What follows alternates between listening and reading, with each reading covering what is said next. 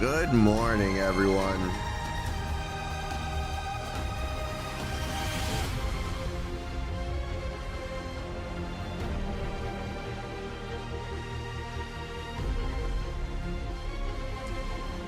It's the big morning, you know what I'm saying? It's the big morning.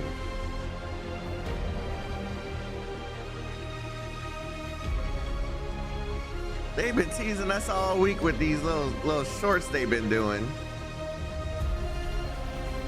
And today's finally the day.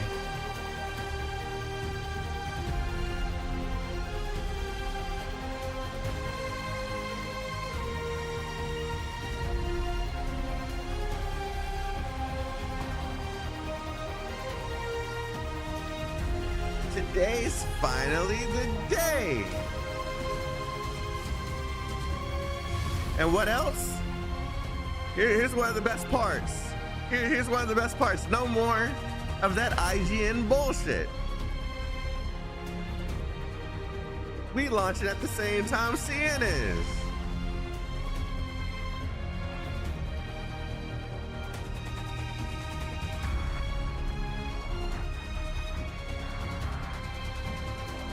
Y'all thought we were gonna wait until IGN drops theirs? Now we gonna watch the Chinese or the Japanese version instead.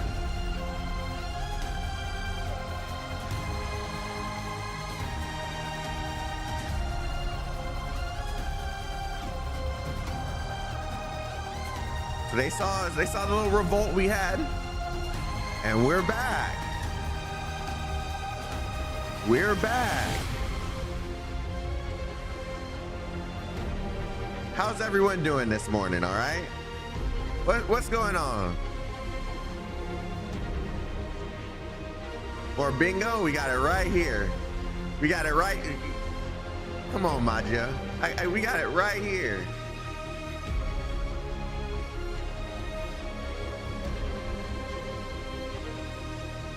You're sick? I hope you get better, Bomb Frost. Hope you're doing okay. I'm glad you're doing well, Dust.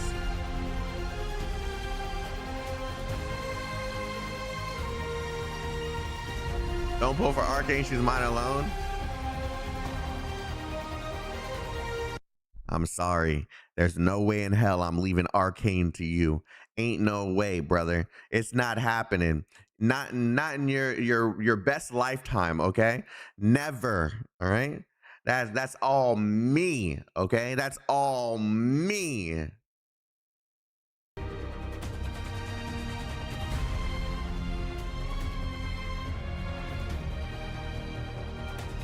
Did I see the infield launcher? Yeah, I saw it. I saw it.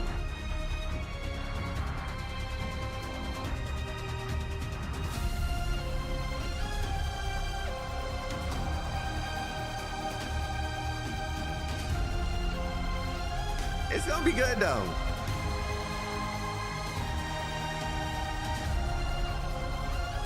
You can get the burb. I want the sweet girl. You know what? Fair. That's a fair trade, you know? Sakiru, me and you, we gonna get along, okay? Me and you, we gonna get along. I'm with you on that one.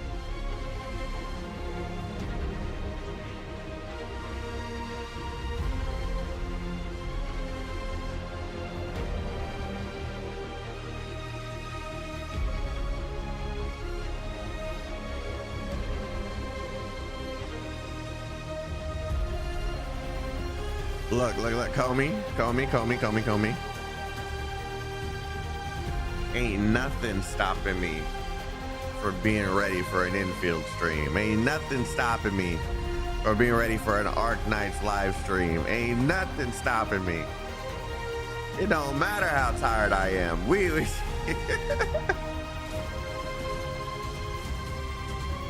Everybody say hey to Comey. Our residential trouble starter. Our viral donator. Oh.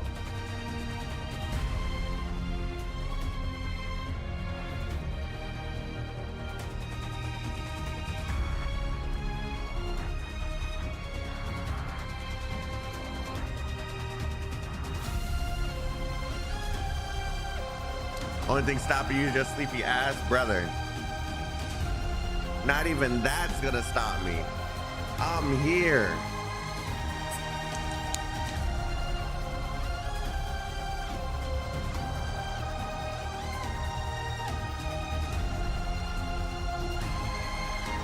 We're gonna do some fun things before the stream starts. We're gonna do some fun things before the stream starts. Of course, we got the bingo card. This is the old bingo card that we took part in before, you know. So now we're gonna do a brand new bingo card together.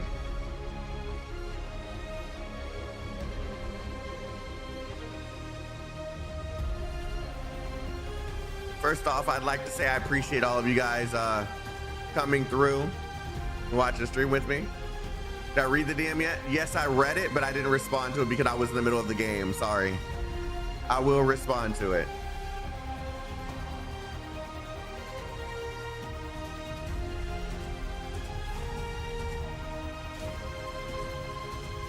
So first off, before we do anything, right, I want to make sure that you guys are setting your expectation right.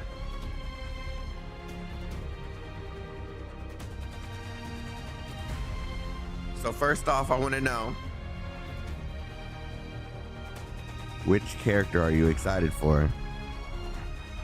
Robo girl or girl with the robo legs? The Sui sibling? Or Arcane?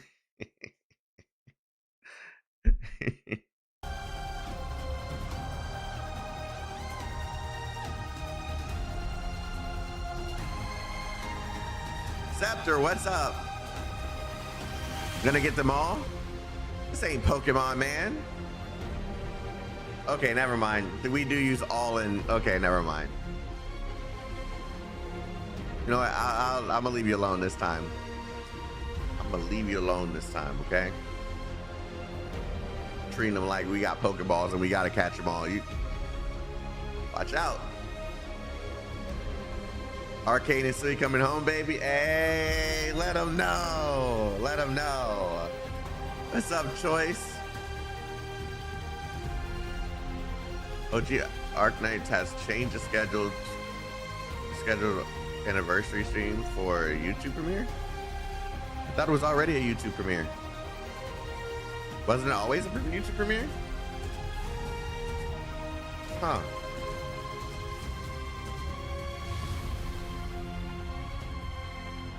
That must mean they changed something last minute. Yeah, that must mean they changed something last minute if it wasn't a live stream before.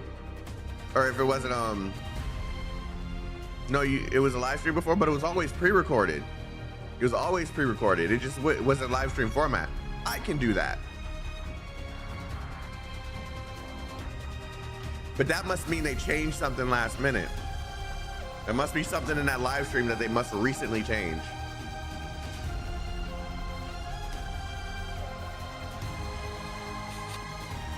Or technical issues. Yeah, or technical issues. You're right. It's possible. Baby PC client. We all seen the post from the Japanese stuff. Yeah, we've all seen it. PC client is coming, at least for Japan, in August.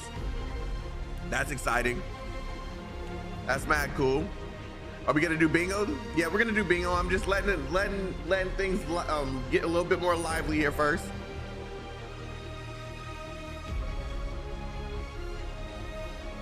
I think we probably reached what my limit is, so we'll probably get started first. Now, main question is, will it be Gryphline or Yostar launcher? They probably worked with Gryphline for the Gryphline launcher. Since it is originally their game, it'll just be smart to keep everything consistent and have everything just in one launcher. I don't see any changes to the launcher.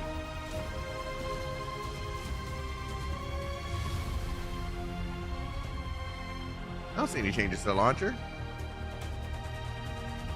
Um,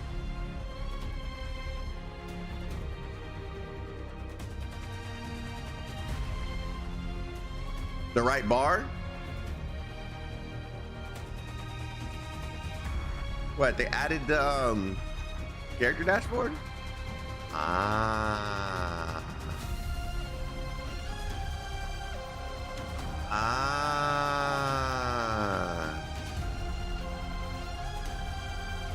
So why ain't no working? Why no work?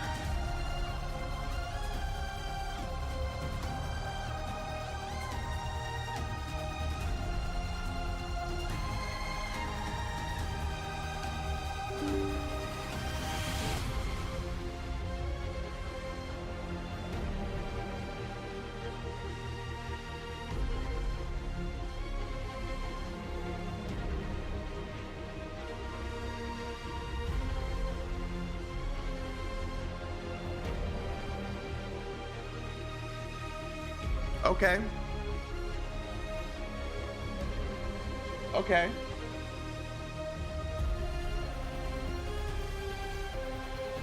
First they make me go pity for 3 characters in a row. Now they won't link my account? Okay. Okay.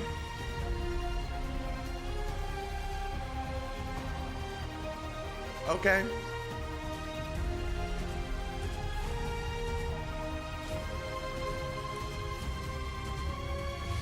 Is my account real? No, it's all an illusion. We're all in the matrix, okay? Okay. So let's do the fun part. Let's do the fun part, okay? As a community, we're gonna start doing these little collections of bingo cards, okay?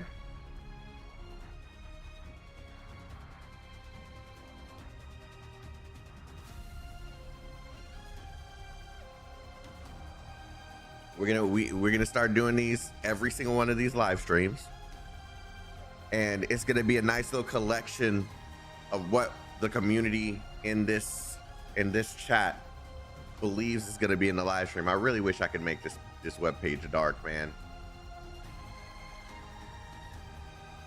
It is destroying my eyes. So first off, what are we putting in the free section? Are we just gonna leave it as free? Or are we gonna put something painfully obvious here? Am I gonna stream with UD? UD's big time now. UD's big time now. I don't wanna take away from his flow, you know? All? Boom. There we go.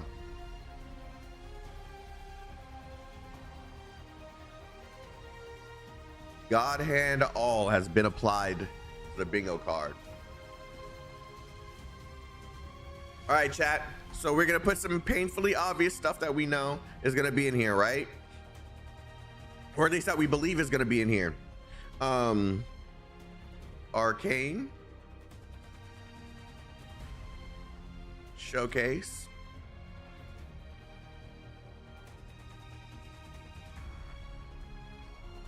New Sui character. Nah, skins isn't painfully obvious, but we can put skins on the list. We can put skins on the list because that's something that we all want. Terra mentioned.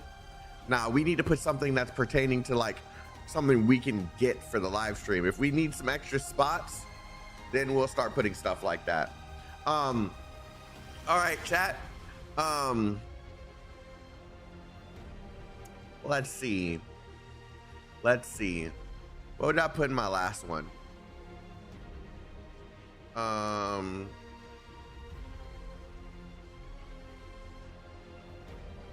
Gotcha optimization or rework.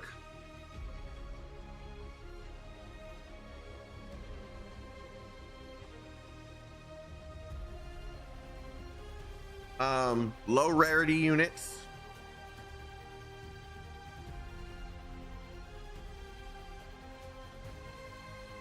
The power of all. Thank you, our good friend Aphrodisiac,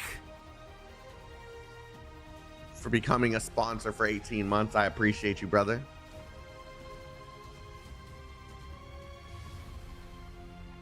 Let's see. I'm just gonna fill in some slots and I'm gonna let you guys fill in the rest.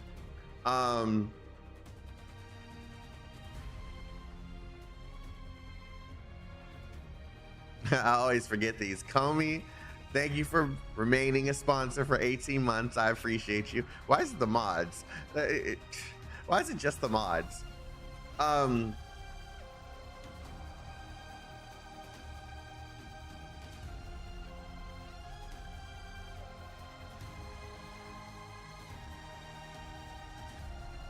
Roguelike perma modes like IS. All right. So chat, what else are we gonna get in here? New factory.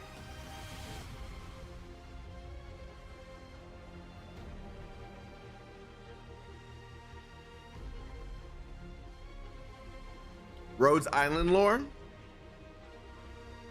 Terra lore. What's up, Gemini? Mecha idol.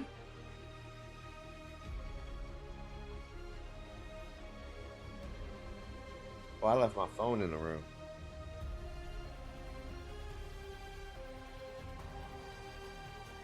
Dijang updates.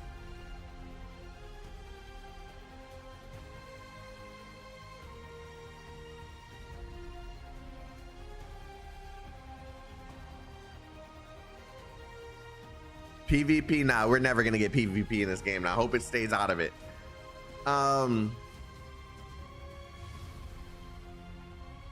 Tower defense mode.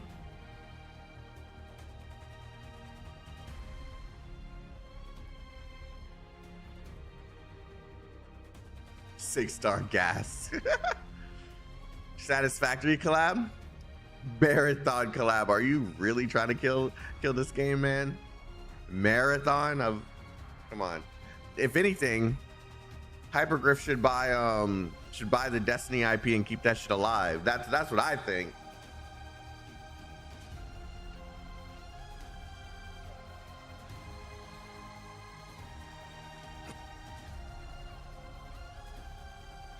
Wait, they're inviting Dyson Spear Publisher to Core Blazer?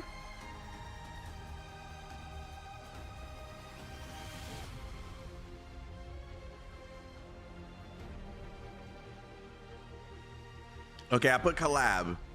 I don't know for what game, but I put collab.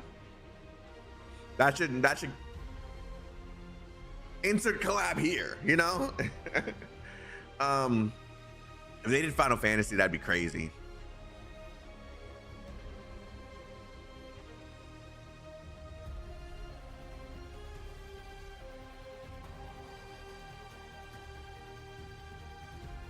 Infield concert.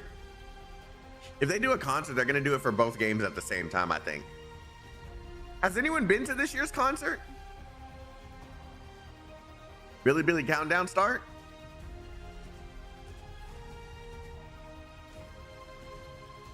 See you later, Dusk.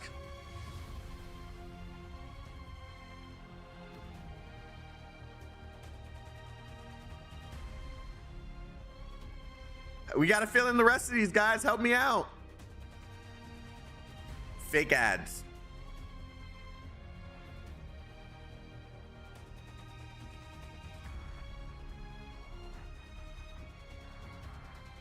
R6 infield collab? That would actually be insane. How would they implement the characters from Rainbow Six Siege into this version of the game?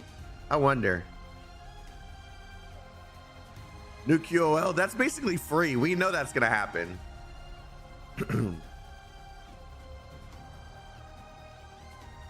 Free battle pass.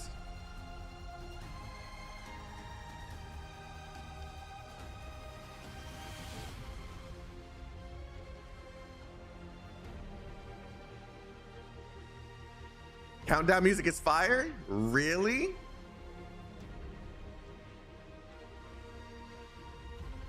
Oh, we gotta finish this bingo card before the music starts. Come on, guys. Come on.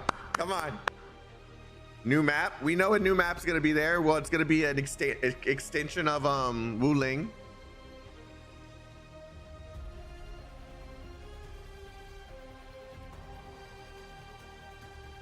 Kill enemies in 30 minutes. The Zhang expansion. We got gacha optimization. Already put skins.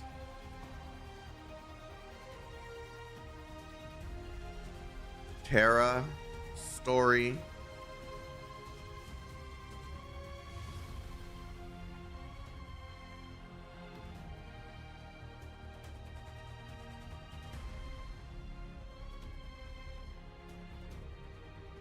.5 teaser.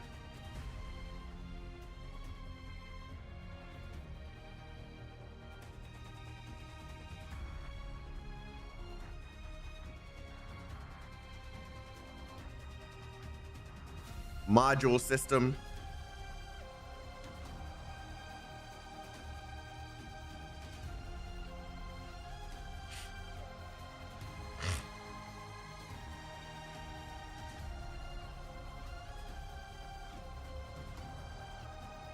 M3 appearance. I'm not gonna say the characters in there. You know, like, I'm not sure if we're actually gonna be able to play the character in the next version, but it'll be nice to see M3, you know. Neverith Return, you want me to put that back in here?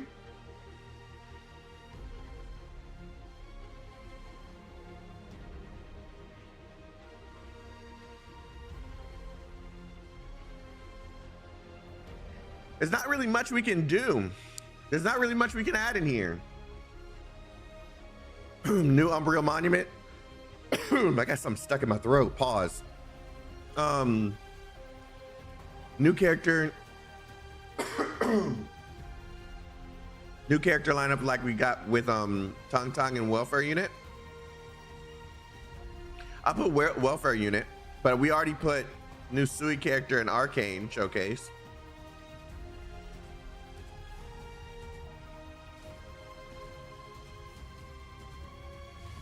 New region teas. That's a good one.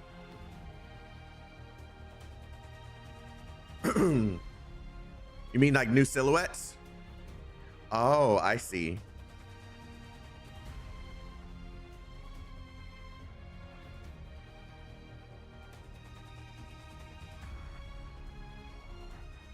Wouldn't that go with 1.5? Oh, you know what? I'm gonna put both. And just for a bonus, because we can't really think of anything, Lone Trail, Easter egg. All right.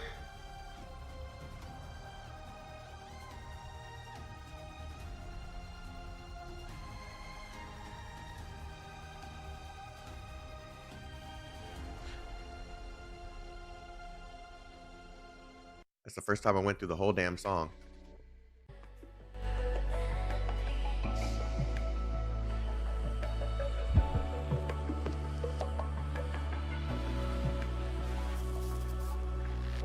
It's chill.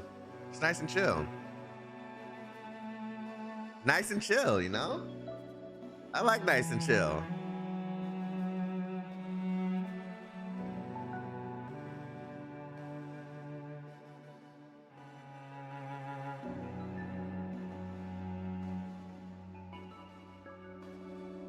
Look at that big head.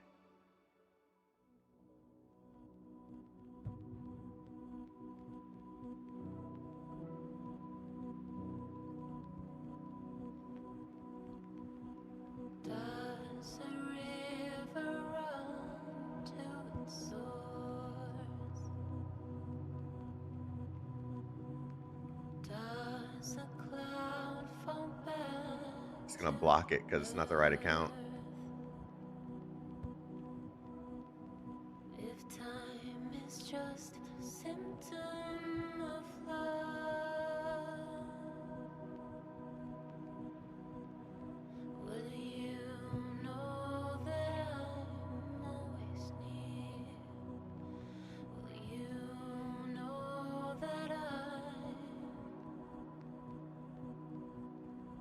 I wasn't expecting this, to be honest. If a wound begins to heal, if a glow returns to you, just then you'll see.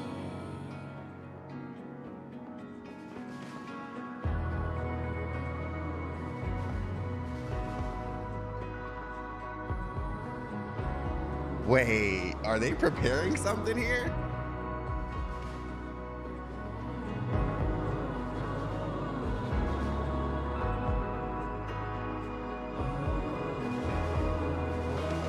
This is a little heavy. This is a little heavy. This. Meet me in the break of dawn. A light is softly warming your skin. See it when the sun rises up from the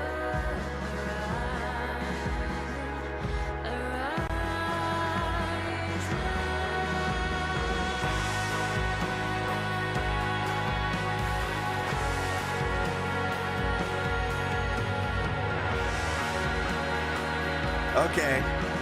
Okay.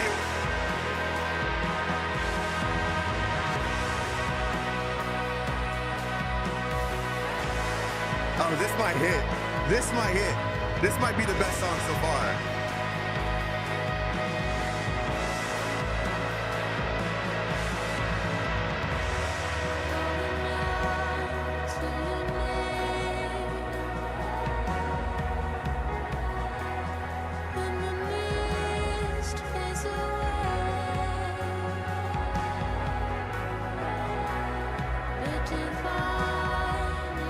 This might be the best live stream song so far.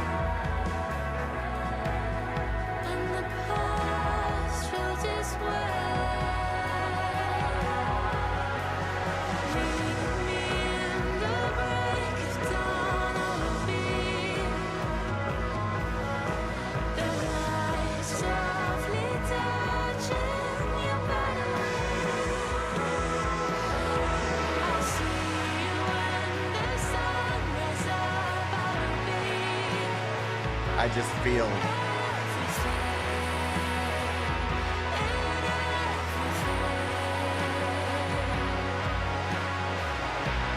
I like this. I like this, chat. Bingo cards initiated.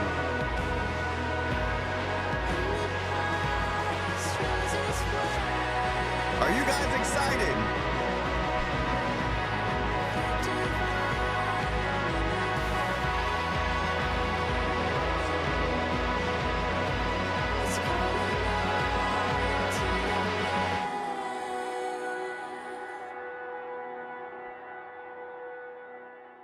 I still need to get light stick. A decade of grief and silence.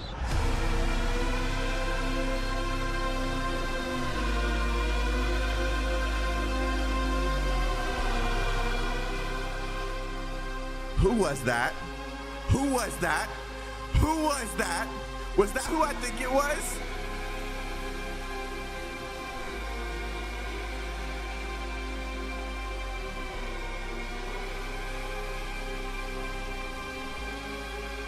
A decade of silence.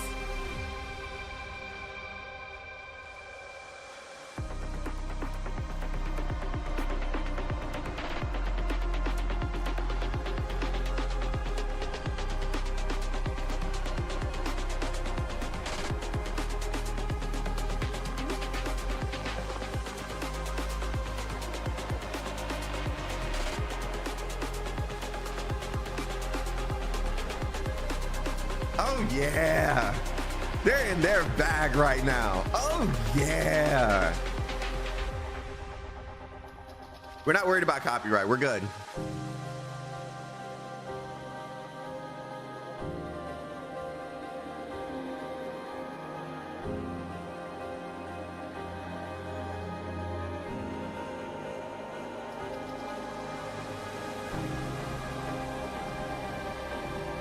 Guys,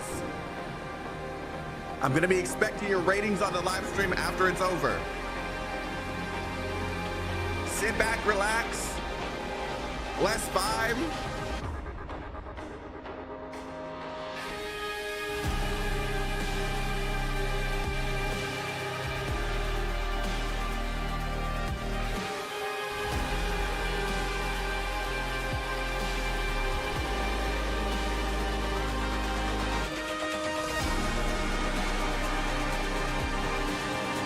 Yes.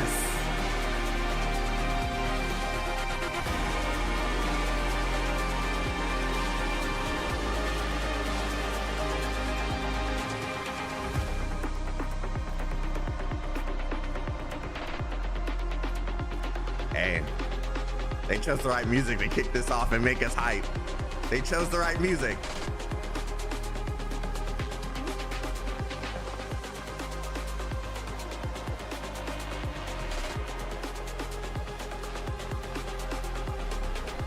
Here we go, chat.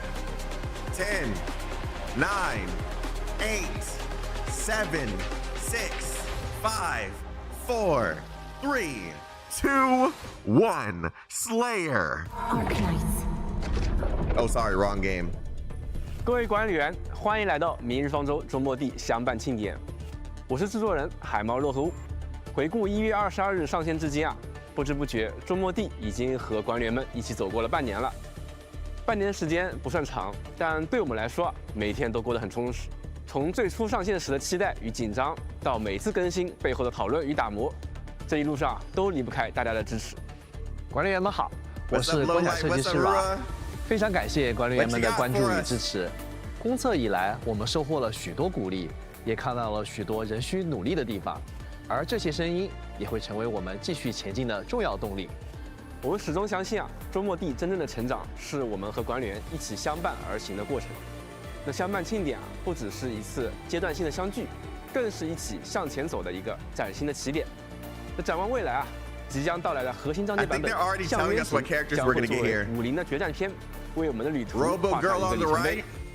此刻啊，我们也迫不及待地想为大家展示这些内容，请跟随版本 PV 一起来看看吧。New trailer, guys. Let's get it.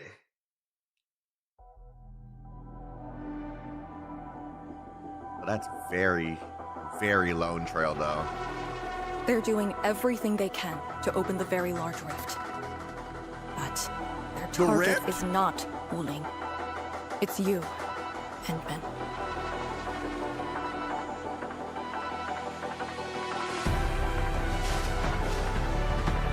The very large rift and its changes. Are they a trap? An obvious one. The very large rift is increasingly active. We cannot afford to ignore it.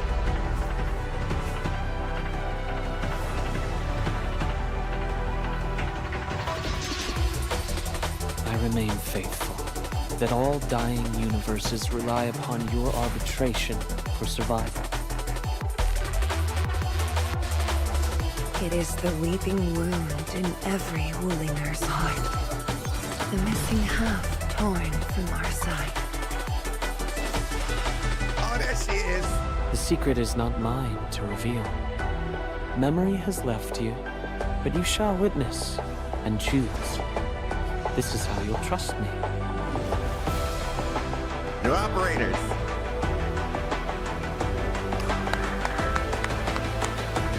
Now it's my turn baby. to do the same. She's a caster.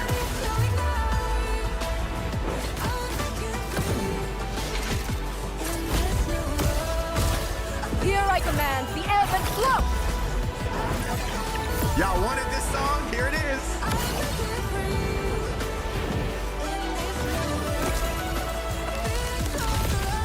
Crush them all! Twinkle, twinkle. My latest performance Supporter. is about to start. An electric supporter.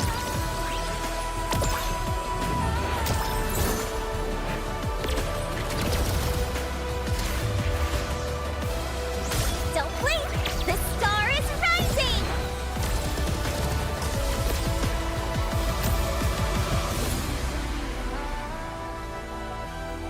I'm curious about her though.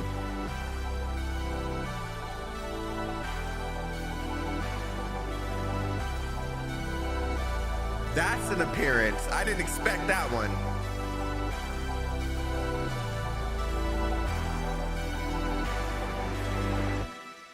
Oh man. Okay, so they're getting deep into this shit now.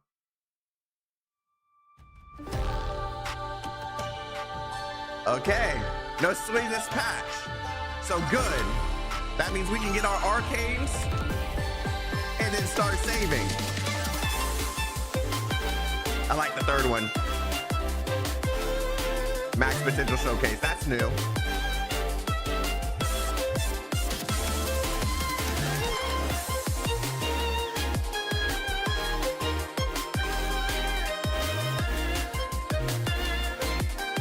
Oh, her tail's glowing.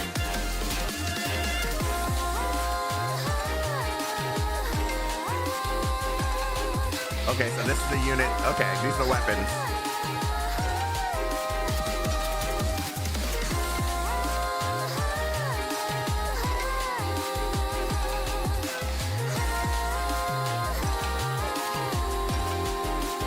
Okay. 2 new areas. 2 new areas?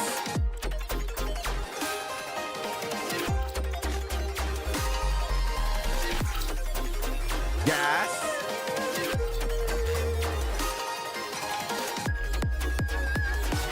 Of course, new gear. A full new gear pack, okay. 2 new gear packs.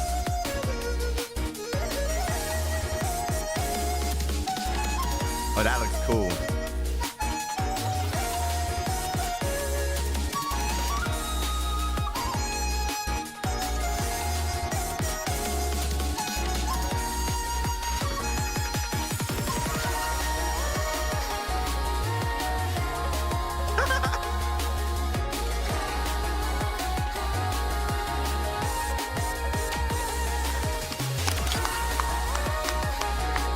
We can listen to music.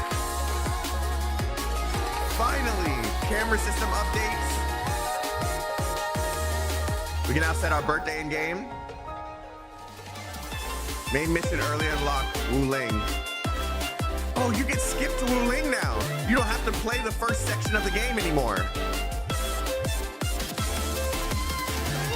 Echoes of War.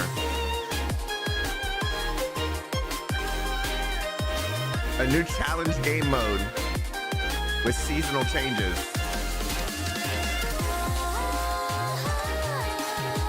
Challenge event. Use 2 teams of up to 2 operators to challenge event stages and claim generous rewards. Of course, Umbra Monument. New story event.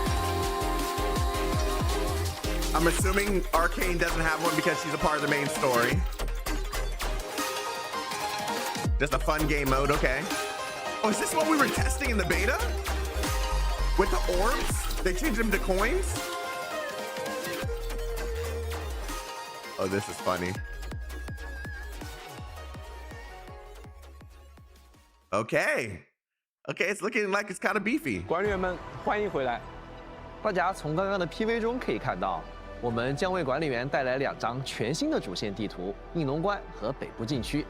这也是从上线以来最大规模的一次主线地图的更新，以及还有集成工业的大型更新和不少全新玩法。而一路陪伴大家走来的武林故事啊，也将翻开最沉重也是最炽热的一页。管理员们将会再次与绝并肩作战，并与无数渴望重归故土的武林人们共同踏上征程，肩负收复家园的使命，穿过封锁已久的北部禁区，向武林声呐练习前进。在主线之外啊，新伙伴黎诺也会为管理员带来一段独特的邂逅。那在具体展开今天的故事之前啊，就先请 Ra 来为管理员们介绍一下2位新老朋友吧。All right, operator preview. We're gonna get a showcase of each of the new characters. 先来看我们的老朋友李知嫣，应龙特勤队队长。可能管理员现在还是更习惯用代号绝来称呼他。在首蹲追捕阿达希尔时，我们认识了绝。他一登场就展现出十分凌厉的身手。让人意外的是，绝还是陈千羽的旧相识，2人之间有着一段复杂的往事。绝看似有点不好相处，实际却把责任看得比什么都重要。为了守护管理员，他不惜把自己和阿达希尔一同封入画卷。无论是伙伴的安危，还是任务的完成，他总会优先放在自身之前，以近乎克制的冷静推动自己不断前行与磨练。在本次行动中，我们将直面这片荒芜故土中的未知危机。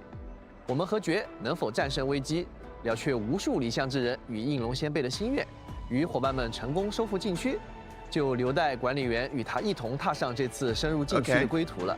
作为最熟悉超域灾害与北部禁区的应龙队长，爵将与管理员一行人组成先锋队伍，扫清障碍，开辟道路。我们也将见到他独特而强大的战斗方式。Objective confirmed. Commencing mission.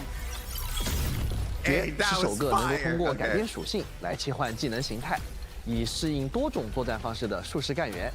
他不仅可以操纵身后的重炮发动攻击，还能构筑出多样的阵诀，施展术式，对敌人形成压制。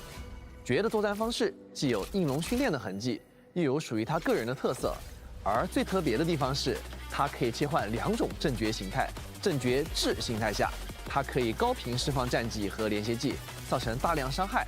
阵诀 E 形态下，它可以通过连携技和终结技轻易施加任意法术辅助，提供强大的辅助能力。形态切换由爵的智识和意志数值做决定。当它的智识属性大于等于意志属性时，就会进入阵诀制形态；反之则会进入阵诀 E 形态。普攻重火力截击，可以对敌人进行最多5段攻击，造成自然伤害。处决敌人时将造成大量自然伤害，并恢复一定技力。Oh, that's so cool. 阵诀制形态和阵诀 E 形态下的普通攻击效果相同，至于各个技能，则在2个形态下各有不同的效果。首先，先来看一看阵诀制形态吧。战技摧域网格，爵会在目标敌人脚下创建摧域网格，对范围内的敌人施加自然附着。制形态下，战技将会造成高额的自然伤害。当有敌人被施加自然附着或进入2层以上的其他法术附着时，就可以触发连携技应龙四式。爵将会设置4个战术分身，对目标和周围敌人施加自然和寒冷脆弱，造成自然伤害。此外，还会使目标陷入淋雨状态，动作将变得更加迟缓。淋雨状态结束时，战术分身将会再次攻击目标，造成爆炸伤害。Explosion damage. OK. 制形态下，连携技的冷却时间较短，而且爵可以使用自身战技提前结束敌人的淋雨状态，并再次施加自然和寒冷脆弱，造成大量伤害，同时返还一定技力。最后再看看终结技破会，技能开启后，爵的破会阵瞬间笼罩战场，陷于阵中的敌人立即受到自然伤害，同时被强制施加腐蚀异常。配合天赋厉兵，腐蚀的时间还会大幅度延长。主控干员的重击和处决能够对阵中的敌人追加发动急速打击，触发2次后就可以再次使用终结技，将破会阵转化为破会绝明，对前方大范围内的敌人造成高额伤害。在制形态下造成的伤害还会进一步提高。了解完制形态下的技能，接下来再看看阵诀 E 的形态下各个技能的效果吧。That was 战 all 技 in the 摧域 8 网格 form. 在施加自然附着造成自然伤害的同时，还能向中心牵引范围内的敌人，起到大范围的聚怪作用。连携技应龙四式，在 E 形态下的触发条件会更加简单，只要有敌人被施加任意的法术符格即可以触发。此时连携技同样可以使敌人陷入淋雨状态，另外施加的自然脆弱和寒冷脆弱也会受到一直加成，从而增强减一效果。目标进入淋雨状态时，其附近的敌人也会被战术分身小幅度向中间牵引，方便集火输出。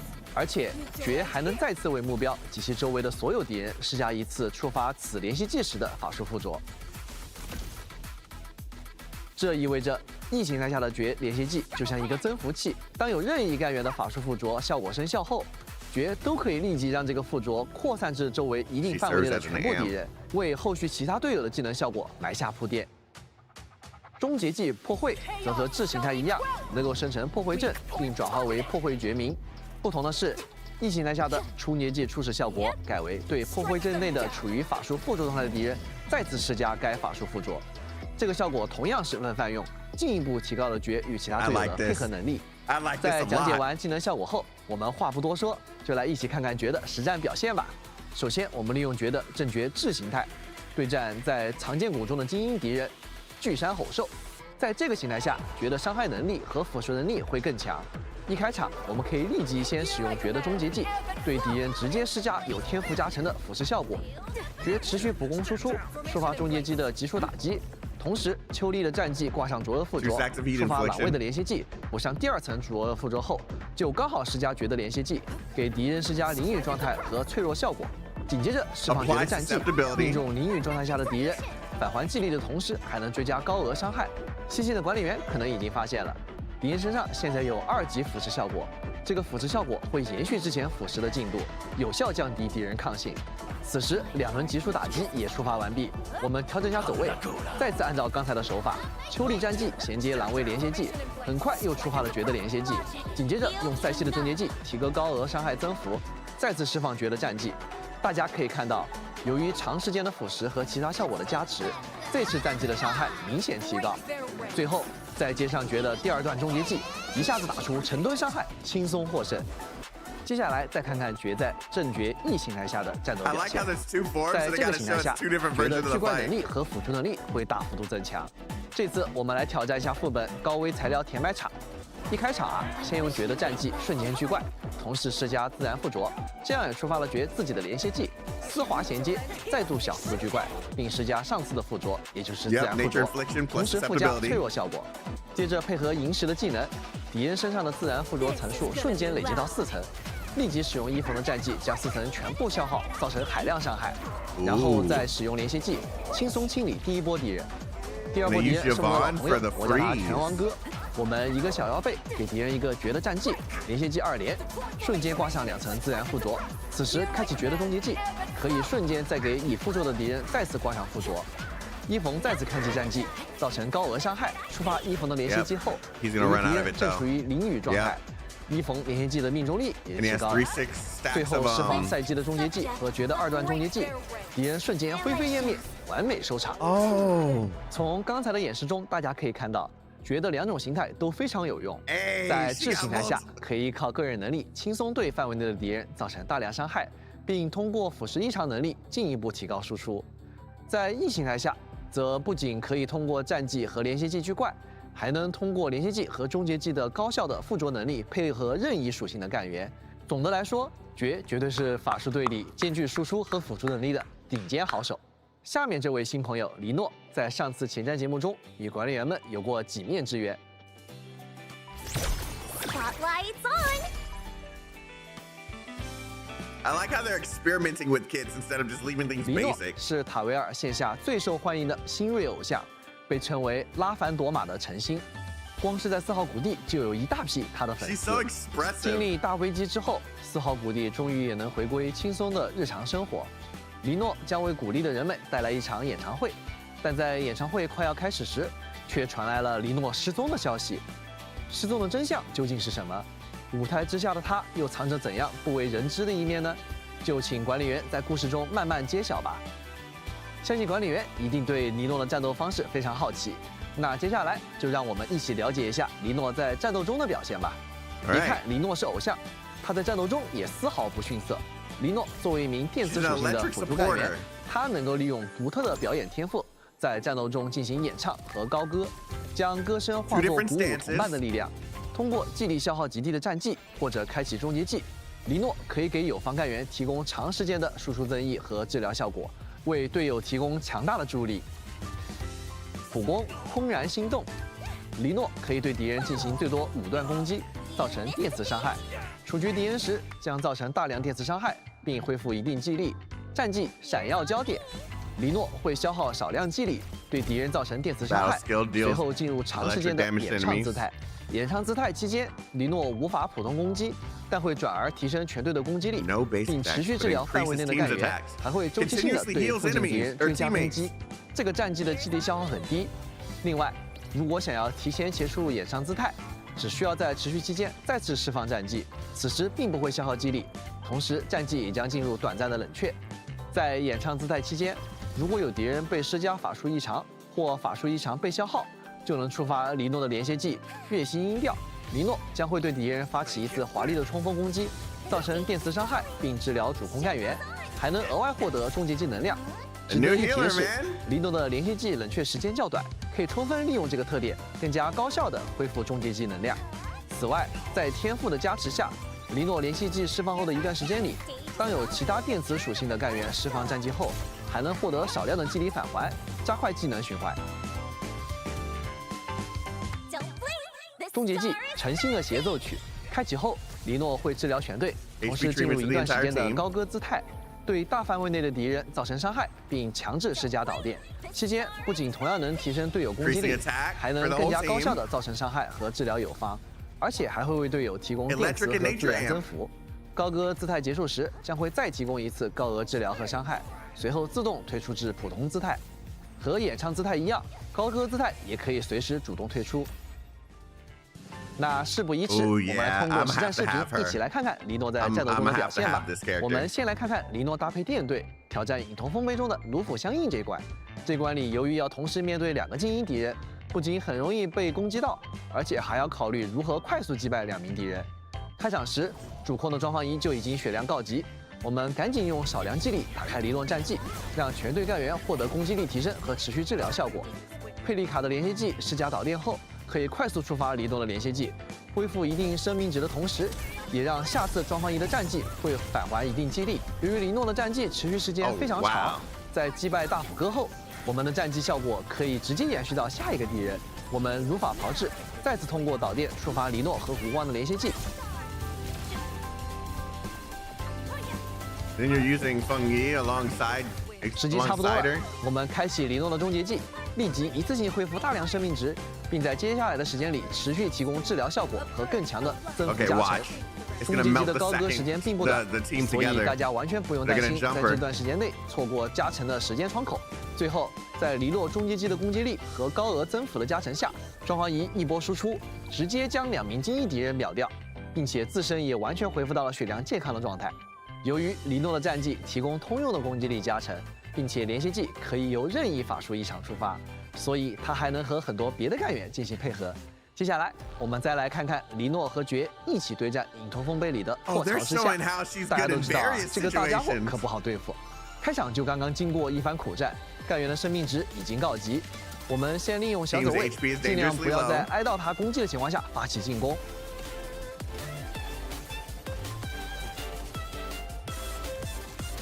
使用爵的连续技和战技进行一轮输出后，哎呦，被冻住了呀，情况十分危急。我们迅速开启黎诺的终结技，迅速使干员的血量脱离危险线，并在后续提供持续治疗，并且黎诺的终结技演唱状态提供的自然增幅也非常适配爵。我们再次开启爵的终结技，并在2次终结后开启终结技的2段效果，将破巢之象瞬间斩杀，华丽收场。相信从刚才的演示里，大家可以看到，黎诺作为一名辅助干员，可以在几乎不消耗技力的情况下，持续为队友提供长时间的攻击力和治疗效果，并且如果有配合产生法术异常的队友，他还能通过较短冷却时间的连续技，提供更多的治疗效果和部分队友技能的技理返还。有了黎诺在，队伍的容错能力不仅可以大幅度提升，而且全队的伤害能力也将得到加强。他绝对是管理员在各种战斗情境下的好帮手。Yeah, that was a good demonstration. Both of them are fire. 关于50盛大裂隙，各位管理员应该都很熟悉了。它是文明环带内已知的最大裂隙，摧毁50科考站的罪魁祸首。10年前的那场灾难，它夺走了无数人的生命，也让一整片家园化为废墟，变成了危险重重的禁区。而现在，随着管理员到来，树朗仪终于完成了改良，50拥有了遏制裂隙、重返家园的可能。那刚刚苏醒的爵呢，虽然状况不佳，但依然要求亲自打头阵。而你们的第一个目的地便是禁区前的关隘——应龙关。一进入应龙关，高耸入云的风碎桩便映入眼帘。它凝聚了巨兽全能，时刻防备着盛大裂隙再次爆发。此前在守蹲暗中相助的神秘人已经在关内等候多时。他是一位拥有巨兽全能的代理人，其名为4。他会带领管理员完成舒朗仪的最终强化。不过在那之前，他还带来了一份特殊的礼物，等待管理员们亲自去揭开。为了强化输网仪，4将会在半空中铺就墨染长桥，指引你们穿梭于各处祭坛之间，从而启动风税桩，就好像是古代大营的传火仪式一般。不过啊，它的性质可是有点独特。大殿处的那些道路呢，缥缈变幻，若隐若现，管理员也得跟得上才行啊。那穿过应龙关紧闭的大门，我们终于抵达了失落10年的故土——北部禁区。昔日烟火之地，现在却只剩一片断壁残垣。北部禁区是每个武林人心中最难以愈合的伤疤，也是每个人想要找回的那遗落的另一半。如今啊，无数离乡之人再次向故土集结而来，我们要亲手夺回那片被迫失去的家园，让所有思乡的人都能够踏上归途。不过，收复家园并没有那么容易。四处弥漫的侵蚀障提醒着我们，北部禁区已经是一片世人的死地。那作为先锋队伍啊，管理员需要深入禁区，找到释放瘴气的裂隙，并将其压制，为后续大部队创造安全的通行环境。哇！过去10年里，应龙特遣队曾一次次尝试向禁区的深处推进，也有太多人永久留在了路途之中，但他们的牺牲并不是徒劳。过去的应龙前辈们留下了许多应龙桩，他们耸立在瘴气深处，为后来者撑开了一片能够立足的空间，守护着我们前进的道路。此外啊，改良后的输网仪也将成为探索禁区的重要助力。输网仪属于一种新的物品类别，随身装置，需要放在背包中特定的随身装置格子中激活使用。激活后，输网仪不仅能提升我们对瘴气的耐受能力，还能消除部分超域能量的影响，在幽深的废墟中指明通路。而在前行的一路之上，或许新的疑问也将不断浮现。越是接近声纳裂隙，许多遗落的痕迹也将开始指向同一个方向。向禁区进发的途中啊，管理员们还会遇到一种全新的敌人——石影。他们似乎是被超域能量所定格的信息残影。这些石影之中啊，也有着许多熟悉的身姿。那些倒在禁区之中的应龙队员，他们在生命终点迸发出的情绪被超域留存，在外人看来，或许就像徘徊的亡灵一般。当昔日师友的残影再度出现在眼前，幸存者们又该如何面对这一切呢？等到路途的尽头啊，管理们还会面对一位神秘的敌人——阿莱克留斯千夫长。他有着极其庞大的身躯，雕像一般的面容。从他不同寻常的衣装与姿态中啊，就能够看出他的来历并不一般。阿莱克留斯会利用利剑、长枪与弓箭发起猛烈攻击，而且他的部分技能无法使用常规手段打断，还会对我们的干员造成大量伤害。为了应对，我们可以将它打入失衡节点，然后再利用它在场中生成的一种特殊的造诣武器打断蓄力。当战斗愈发激烈，阿莱克留斯也将释放出真正的力量，层层叠叠的攻势接踵而至，需要管理员们谨慎应战。而在与阿莱克留斯交锋的过程中，管理员们或许也会逐渐接近那些隐藏在他背后的真相。战斗之余，管理员们还可以探索新地图的各处，这里散落着一些待回收物品，可以使用新的随身装置浮空回收器来将它们回收。浮空回收器同样需要摆放在随身装置格子中激活使用。巧妙的摆放具有不同升力的气球，当达到平衡时呢，就可以完成回收，获得奖励了。后续我们也会新增更多样的随身装置，为管理员们带来更丰富的玩法。随着主线剧情的推进啊，为了方便管理员们进一步探索和采集，背包容量上限也会提升5格，缓解管理员们在探索过程中的携带压力。最后啊，在完成主线任务归途后啊，还能够获得一枚管理员的信物，它承载着一路走来的经历与收获，也将帮助管理员们进一步发掘自身的潜能。Are you hinting towards something with the Inman?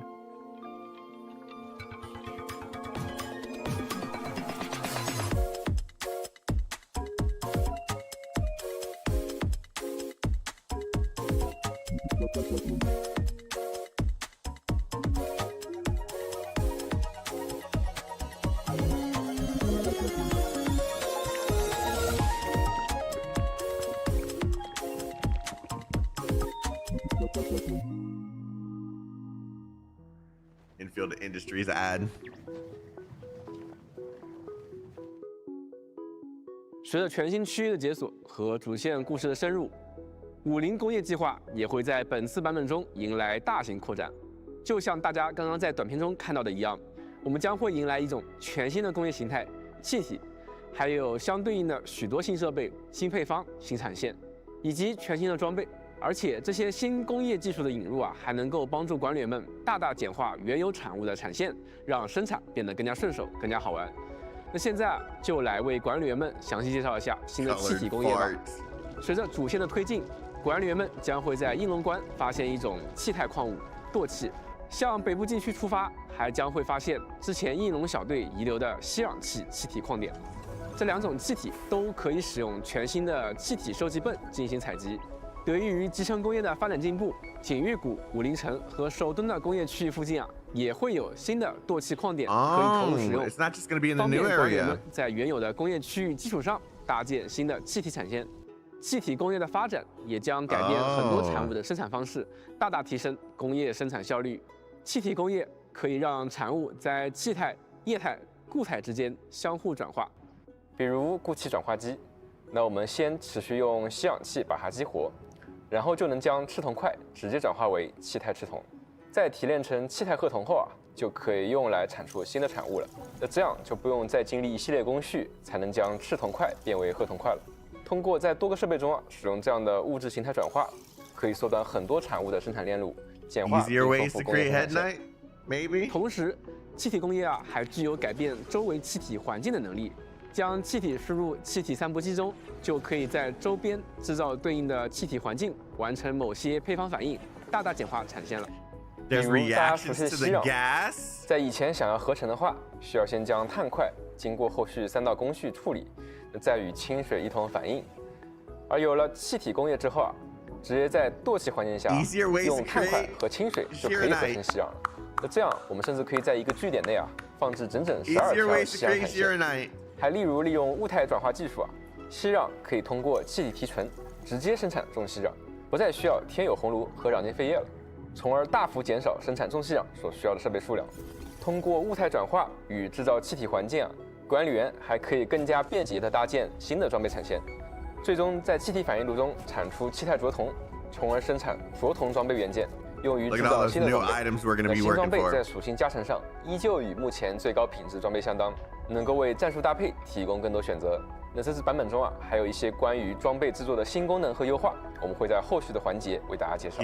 除了上述内容之外啊，管道准入口和物品准入口也可以研究解锁物流限速功能，方便管理员们更加精准地控制产线。搭建新产线之余啊，新科技也会在探索新区域时派上大用场。禁区重建的过程中啊，红科院发现北部禁区内啊还有一些小型的裂隙残留，影响关键物资运输。这时候，通过研究新科技裂隙综合，管理员们就可以解锁设备给水器的新功能，使用给水器向区域中的裂隙填入液化稀料，对其进行综合处理，消除裂隙对探索造成的阻碍。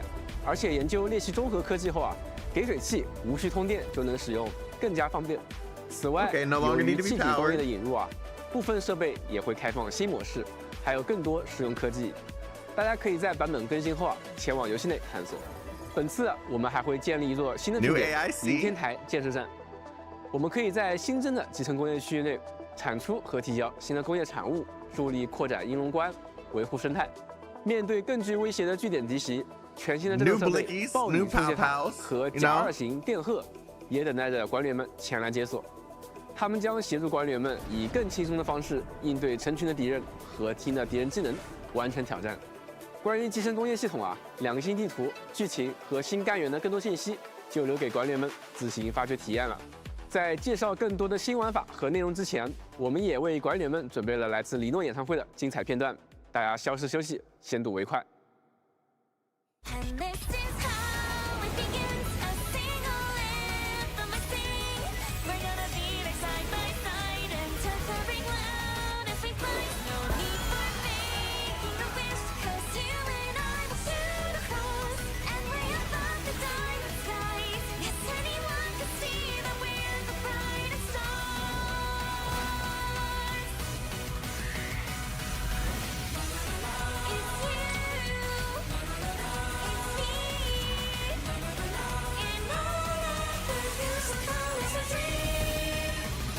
I need some glow sticks.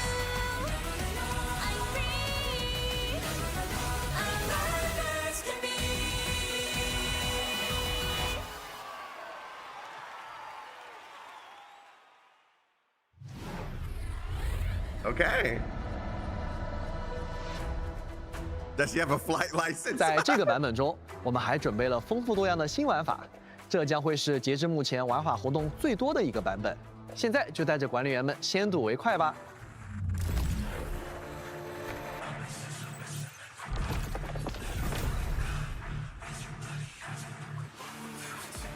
全新赛季制常驻挑战活动“战争回响”即将与各位管理员们见面，为大家带来一系列富有挑战性的战斗关卡。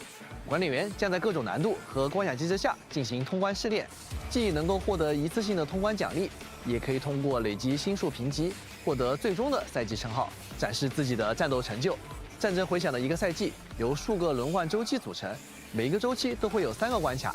3个关卡包含普通、困难、残酷3个难度。具体说来，管理员需要在有限的时间内击败敌人，完成关卡目标。在部分关卡里，管理员还将在有特殊机制，例如有特殊增益的情况下进行战斗。3个关卡所使用的配对互不影响，每关都可以使用任意的阵容进行挑战。首次通关每个关卡的各个难度后，可以获得一次性的荣勋奖励，其中千金玉只会包含在普通难度的通关奖励中，也就是说，只要通关一次最低难度，就能够获取关卡的全部千金玉奖励。因此，管理员也不用担心因为一时无法通关所有难度而损失全场资源了。如果通关了不同难度，则可以获得对应的星数评级，3个关卡的星数加起来就是轮换周期的总评级。如果通关残酷难度并完成附加挑战目标，还能使星级增辉。管理员在当前赛季中的所有轮换周期中获得的最高总评级将被视为赛季评级，并获得对应称号。赛季称号可以在好友相关界面展示，名片页面也将新增战绩回顾，供管理员彰显自己的精彩成果。战争回响的首个赛季将与校园型版本同步开放，后续我们计划每个赛季都让管理员体验到新的关卡，也会持续轮换过往关卡，方便错过的管理员挑战和获取首次通关的荣勋奖励。我们设计战争回响玩法的初衷是希望为管理员持续提供证明实力的空间，为所有挑战者开辟更加广阔的舞台。期待管理员在战斗中发掘更多可能，也祝愿大家在未来的赛季里创造属于自己的荣耀。Okay, a place to flex your strength. I'm not mad.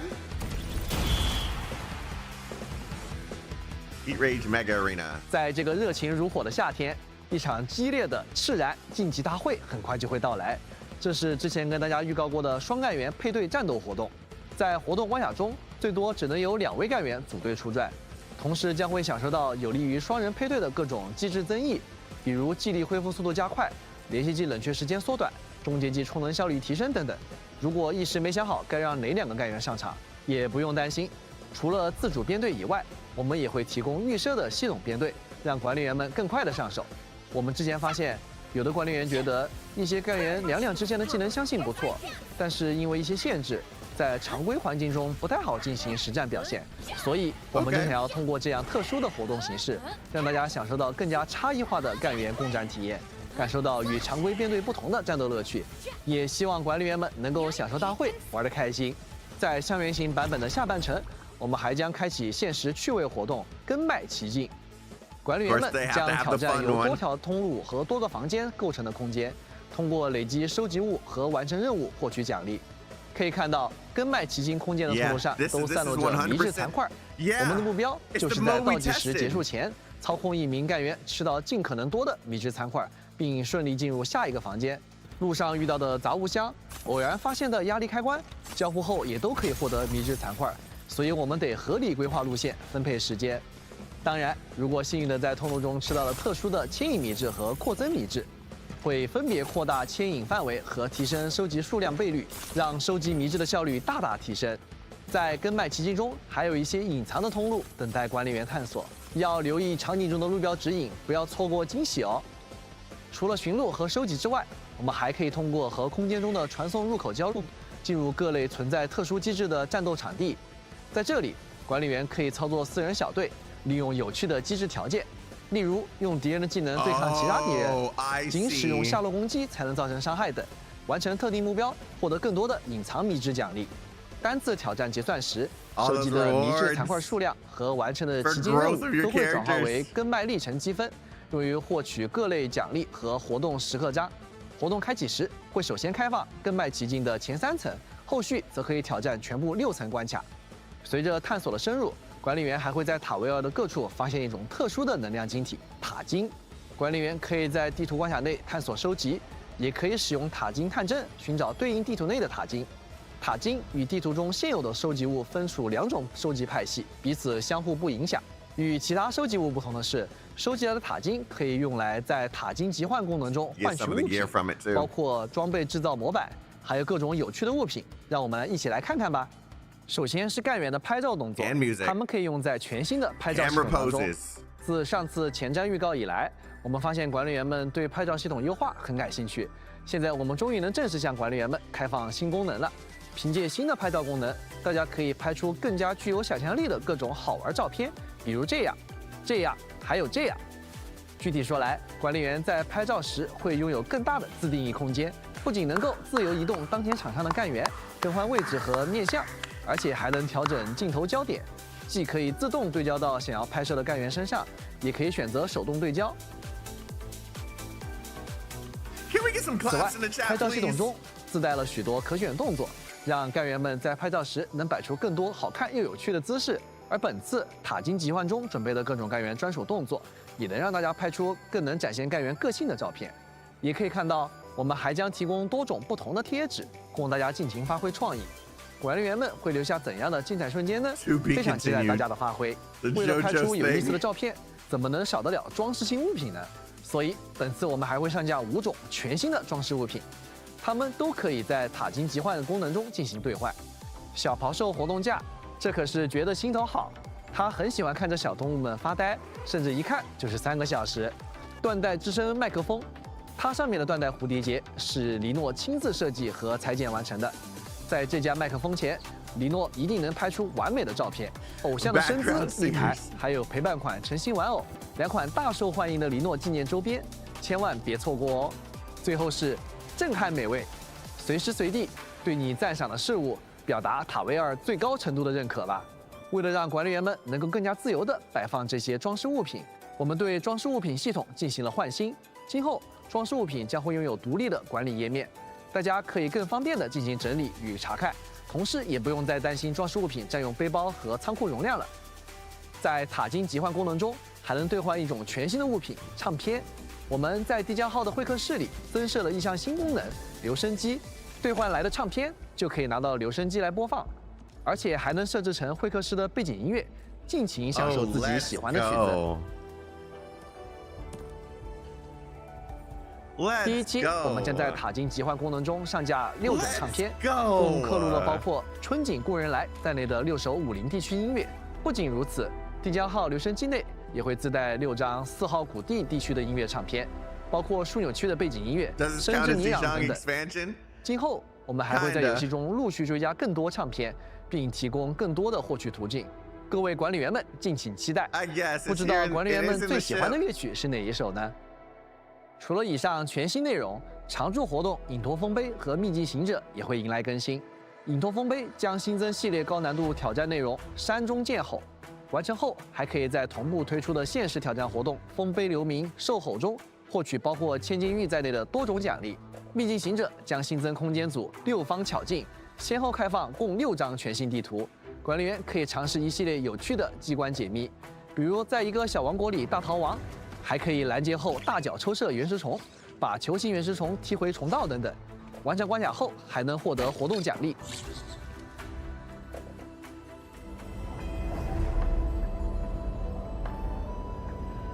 一直以来，我们都持续关注着管理员们对游戏体验的各种需求，所以在象原型版本中，我们将上线多项重磅新增功能，从50地区的提前解锁到角色高级装备的便捷获取，相信都能帮助大家更快地体验到自己感兴趣的东西。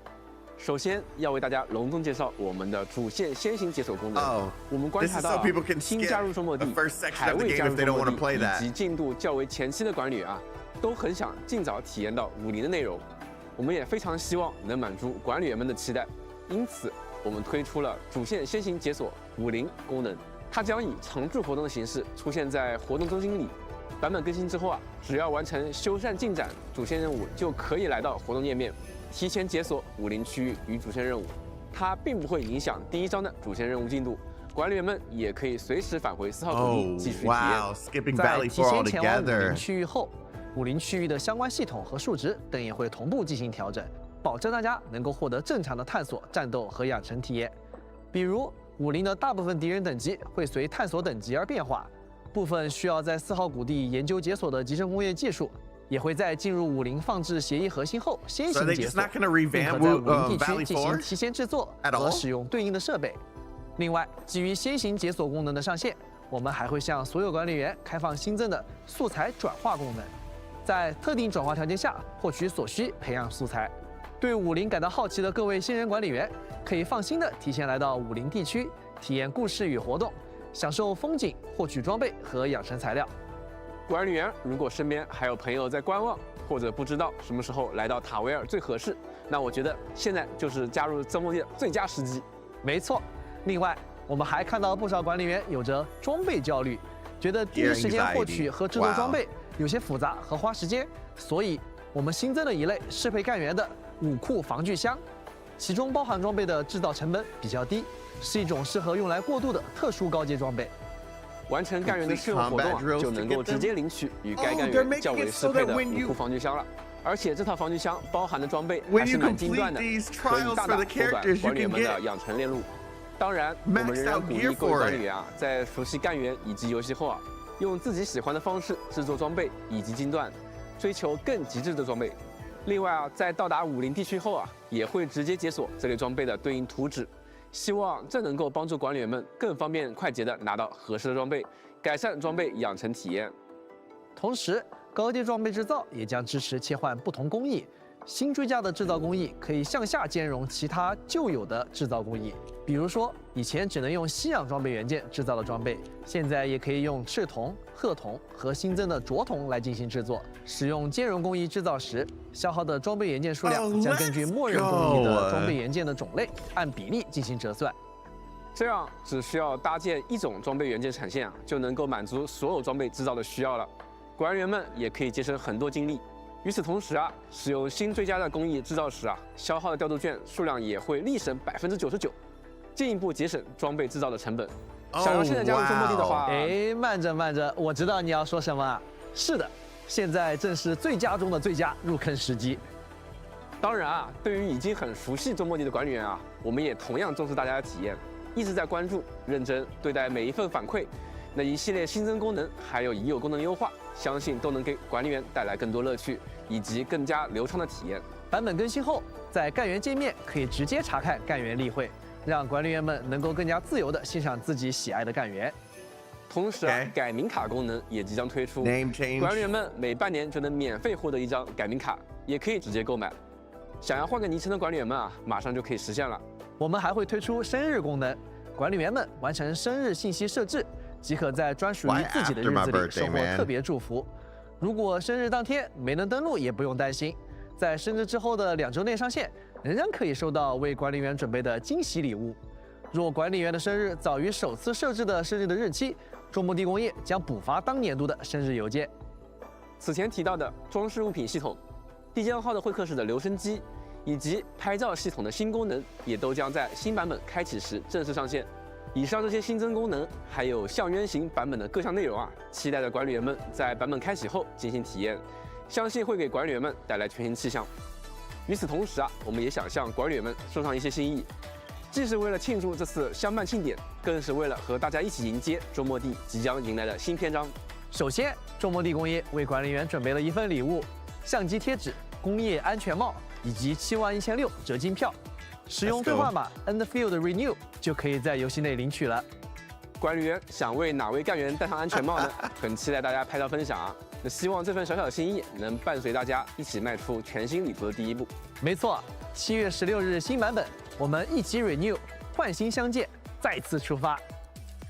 说到这儿啊，我们也想继续为管理员们送上一点心意。管理员们可以通过游戏内邮件领取2000千金玉、12000折金票、10个初级认知载体、10个武器警察装置、10个协议人柱和2个存续的痕迹。还没有结束，为了庆祝与管理员们一起度过的第一个相伴庆典，我们特别准备了相伴赠礼奖励。管理员可以参与相伴赠礼3日签到活动，在第一天，爵会来为管理员们送上3000千金玉的礼物。第2天，管理员们还能拿到5张基础寻访凭证。没错，以及我们还会为管理员送上一把6星单手武器遥望，作为与管理员们共同走过这段时间的纪念。希望它能在未来旅途里成为大家手中可靠的力量，继续陪伴大家一路前行。当然，好东西可不止这些还有50的鸿运连连乐。那每日一刮，鸿运连连。春节期间，我又记得他给管理员们发了邮件还宣布即将开业来着。没错新版本中鸿运连连乐门店将正式开张，管理员每天可以在活动页面参与刮奖，不仅可以获得千金玉，还有额外的养成材料奖励，更有机会获得之力加持，拿到幸运大奖。活动期间，管理员可以参加14次刮奖，获得至少5000千金玉的奖励和丰富的养成材料。希望以上这些奖励都能够让管理员度过一个愉快的相伴庆典，享受在塔维2的探索之旅。新版本中一系列新功能和优化都将陆续时装。我们在持续打磨现有玩法的同时，也有更多新的故事和新的玩法在等待着大家。在之后的全新旅途里，我们也会把更多想法、更多反馈落到实处。通过每一次的内容更新和系统优化，希望能让大家有种周末地正在变得更好的感觉。那么接下来就请大家来和我们一起看看新版本中的更多内容和优化吧。More optimizations. Version event preview. Okay. 我们将会先后开启临渊望北与长兴于此闪耀2期特许寻访，2位新6星干员爵和黎诺将分别在对应寻访中获得概率提升。配合2期寻访对应的2期奇遇签到巨渊北跳和明耀晨星也将依次开启。登录完成签到就可以获得对应寻访的各5张限时寻访凭证等奖励。采购中心的集成配额交易也会先后上架各5张对应寻访的寻访凭证。管理员们记得按需兑换。同时，2位干员的干员试用活动将会配合对应寻访陆续开启，管理员也可以先后体验到2位干员的相关剧情。武库森林方面，武库交易所也会先后上架2把全新的6星武器，分别是6星施术单元42式树阵，还有6星长柄武器耀夜的手眼。管理员们可以分别在军烈森林和明耀森林中获取这2把武器。此外，新一期的协议通行证石海将随新版本一起开启。解锁对应的协议通行证后，管理员就可以获得自选6星武器补给，其中包括全新的6星施术单元连接点，以及6星长柄武器黄金时代。另外还有全新的名片主题、根源苦楚、贴纸、永镇石海、头像、限时蹦列等多种奖励正在等待管理员们领取。随着新区域应荣关和北部禁区的开放，我们还会同步开启北关净土引入活动。在对应区域完成解锁协议传送点、开启协议储藏箱等各项任务，就可以获取丰厚奖励。欢迎管理员们前来探索。最后还有一则小提示：危机合约重燃测试作战即将结束，管理员们记得抓紧最后的机会，勇攀高峰哦。Okay, version optimization preview. Is this future version? 优化方面。一些在之前的前瞻节目中预告过的内容，现在都已经逐渐落地。此外，也有不少新增的优化事项，希望能够更好地改善管理员们的游玩体验。在交互与易用性方面我们也在针对管理员的反馈，不断地完善各项系统功能。首先，我们对剧情对话的体验做了优化，在对话中增加了专有名词的释义功能，方便管理员们更快地理解世界观与剧情设定，以及在使用他人的共享滑手时也可以自动维护该滑索，不用再专门按下维护按键了。我们总结了管理员们日常游玩以及推进任务的体验，优化了任务与标记的追踪体验。在任务界面点击开始追踪，将能够直接打开地图，同时在地图上点选包括在任务在内的大多数标记后，也可以一键选中附近的传送点，并快速前往，不需要再手动寻找附近哪里有传送点了。除此以外，我们也在继续优化递江号的功能体验。那在不同的好友的递江号之间进行访问时加载速度也将会加快，让管理员们能够更方便的四处串门。另外各个舱室的升级呢，现在也可以在总控中枢远程操作了。Upgrades can be done 还有 remotely. 会客室的线索交流 So we don't have to go to 时 each 间 one 呢 of 也 the 会从 sections 24小 anymore. 时缩短到24小时。那这样一来啊，即使管理员每天上线的时间不完全一致啊，也依然可以开启线索交流。关于集成工业系统，我们也听到了大家的许多反馈，正在不断优化调整之中。管理员们可以远程收纳野外设备了。我相信这也是挺多管理员呼声很高的一个功能，也是我自己一直希望能追加的功能。现在像是发生在协议核心区域以外的重机器、供电器、滑索、战斗设备等等，都可以在地图上直接收纳，大大节省跑图的功夫。此外，还有一些小的优化，比如暗管之间的连接状态可以被蓝图直接保存，暗管连接的距离呢也会改为按照直线距离计算，距离上限也将会从200米提升至300米。另外，管理员在使用传送进行暗管连接时呢，如果传送会导致连接断开，将会弹出2次确认窗口，让连接操作更加安心顺畅。管道在未被充满时呢，也能够实时显示出液体和气体的输送位置，以及在俯瞰模式下，重叠目标也变得更加容易选中了。对于可切换模式的工业设备呢，也可以在放置过程中提前快速选择模式了。还有百科中的产物制造链路呢，也可以缩放了，配方一览无余。那希望以上这些优化都能够给管理员带来更好的体验。当然，做了那么多的基建优化，没有足够的设备上限可不行。那我们也提高了50层的设备压力上限，管理员现在可以在50层放置更多的工业设备和管道了。说完了集成工业，再来看看战斗方面的优化吧。Combat optimization. 新版本中我们将支持对队友技能特效进行调整。如果觉得队友技能特效在战斗中过于抢眼那也可以去调整特效的质量和透明度，让战场上的视觉重点呢更加突出。另外，我们也进一步细化了锁敌设置。如果有需要的话，在设置界面里，管理员们可以选择按照移动方向来优先锁敌。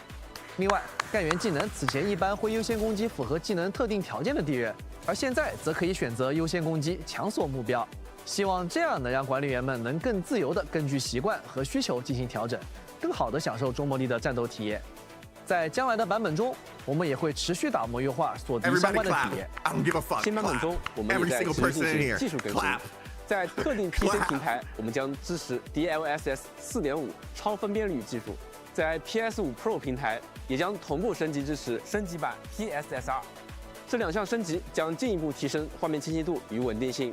管理员可以获得更细腻的画面表现以及更流畅的游玩体验了。同时，游戏新增 FSR 3的支持，可以在兼容键上提供超分辨率和2倍插帧功能。管理员可以根据自己的硬件情况，选择合适的图像增强与插帧方案，在保持画面观感的同时，获得更顺滑的游戏体验。此外，我们还会针对 PC 与 PS5 平台雨天环境下的角色材质表现进行强化。更新后角色在雨中的材质细节将更加丰富，雨滴附着、湿润质感等表现也会更加真实，进一步提升雨天场景下的沉浸感。非常感谢管理员们一直以来的关注，我们一直在留意管理员们的游玩体验，也看到了许多非常有价值的反馈和建议。大家的声音都是我们进行优化的重要依据。我们希望这些改动能让管理员们在日常的游玩过程时更轻松、更自在。之后，我们也会继续听取大家的意见。把体验一点一点打磨得更好。那么接下来就来为大家介绍一下未来会上线的各项新优化与新内容吧。我们先从一段短片开始。Future stuff. The commitments left unspoken shall eventually converge into one. The gate remains ajar, and the scars have yet to scatter. She secreted away in silence until summer brought the world back to her. Down in despair, he was meant to be buried in the storm. A light pierced the night. He has since remembered the sight. In her dreams, she'd witnessed countless scenes forgotten. Stories sealed away in pages, within tomes waiting to be opened.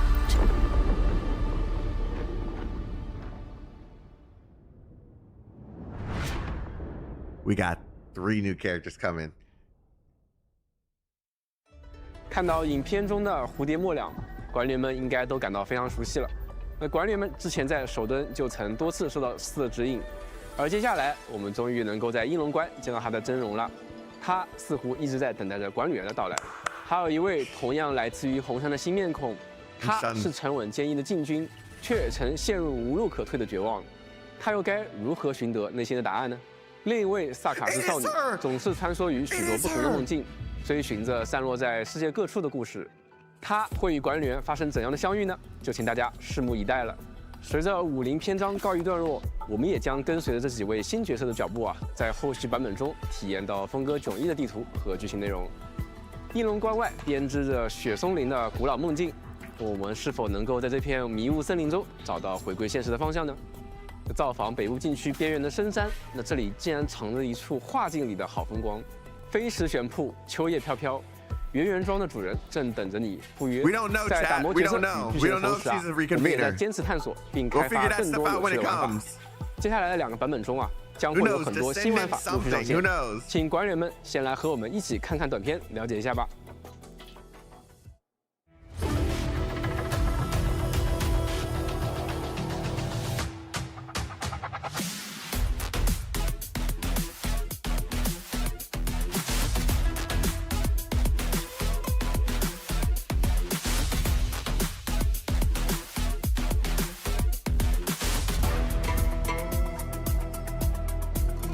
They're adding a whole bunch of like fun game modes in it too.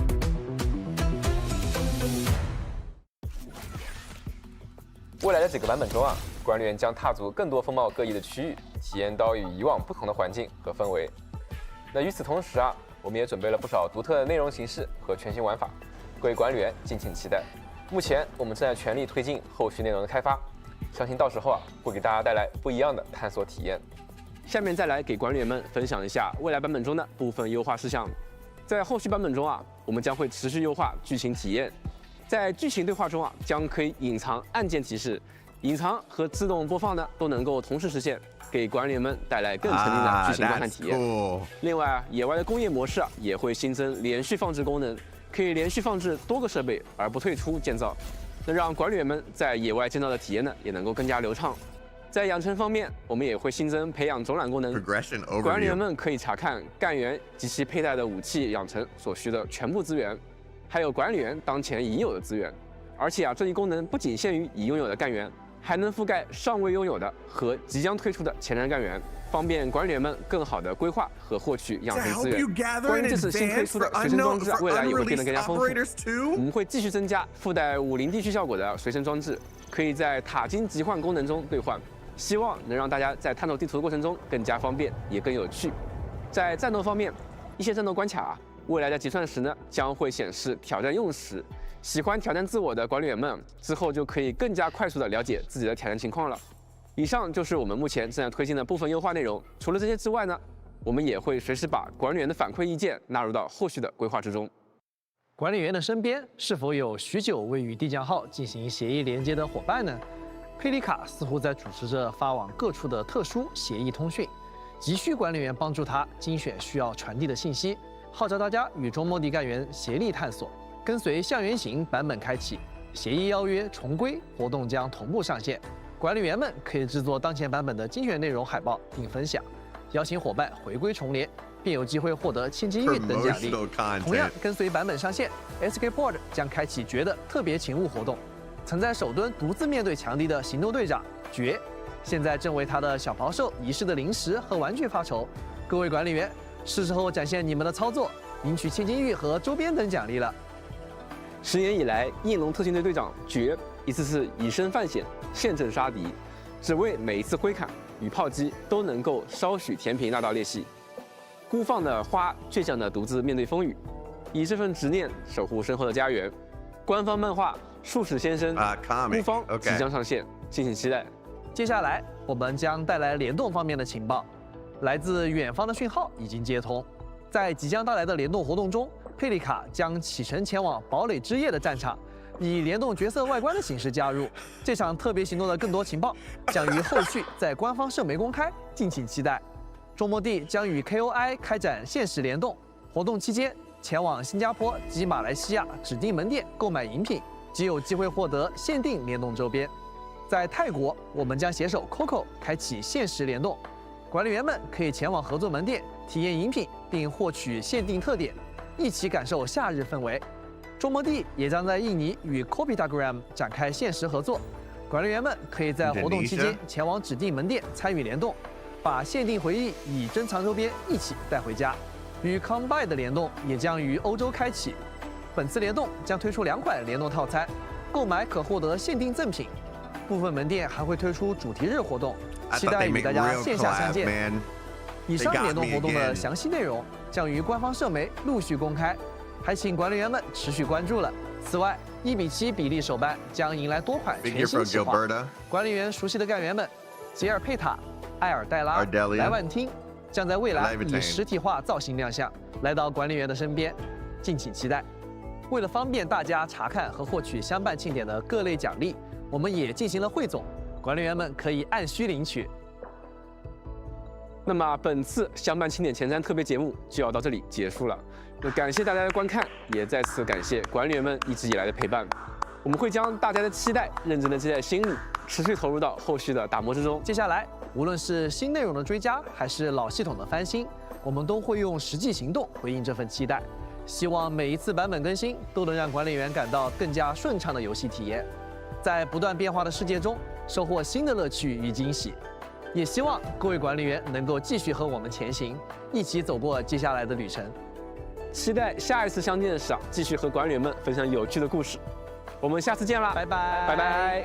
Dang, this game it's getting better and better, man. It's getting better and better.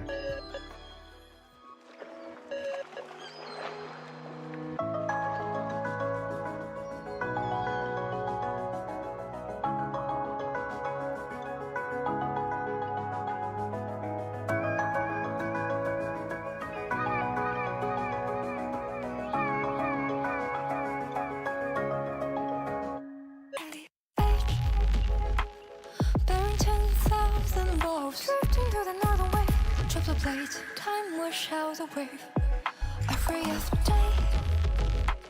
Some break through the gray. Could there be a brighter day? Down on the way. Green over the moss, carrying in peel after peel in the pulse. Listen the sail after sail in the fall. With the swallow go. Feather fall slow, dripping on into the cloud. Veiling the sing up, securing the trail. I feel like we got nothing but bangers today when it comes to the music.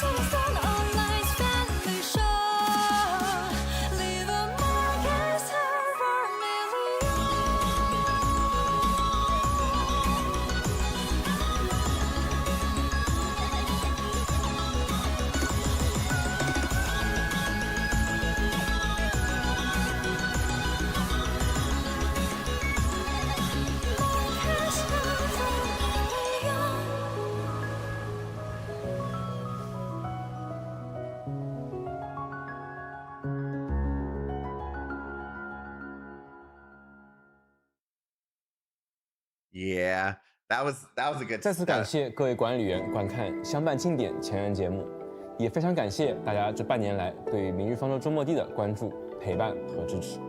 明日方舟周末地是我们开发的第一个大型长期运营的3D 项目。那从最初的一点想法、一张概念图，到今天已经和大家共同走过半年，对于开发组的每一位成员来说都是一段漫长、艰难却收获满满的旅程。一路以来，大家提出的每一条意见、每一次反馈、每一份体验感受，对我们而言都是最宝贵的礼物，也是推动我们不断前进的动力。从最初构思创作周末地到正式公测上线至今，我们始终都在想做得更好和按时稳定更新之间不断做出取舍。但在这个过程中响应来自测试玩家们的反馈，保持我们自己作为游戏开发者的初心，不断革新游戏内容，做出自己喜欢进而玩家喜欢的游戏是不变的主旨。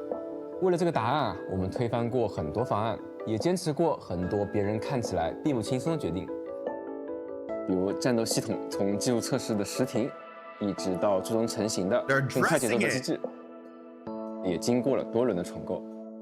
最终我们为大家呈现了流畅的战斗表现，以及打击爽快感和策略性并重、上手容易且研究深度丰富的战斗系统。集成工业玩法呢，也经历过多次改版，在引导、功能模块、蓝图和目标拆分等方面做了非常多版本的迭代。我们很多次想过啊，从商业上来说，一个相对简单、高成本更低的方案是否更为安全？但最终还是决定拼尽全力把我们喜欢的灵感做出来。时至今日啊，集成工业也在不断的调优和丰富内容，希望能让大家喜欢上充满自动化工厂乐趣的以及可能性的中末地集成工业系统。我们也希望中末地的角色模型、地图美术和3D 剧情叙事能够突破2次元游戏的现有风格，尝试一些更具真实感的视觉风格。但这条路呢，没有现成的答案，特别是针对写实细节和2次元自然的融合啊，我们努力克服了各种技术困难以及引擎的限制，呈现出了市面上独特的、兼具风格化、具有强烈写实质感的最极致视听效果。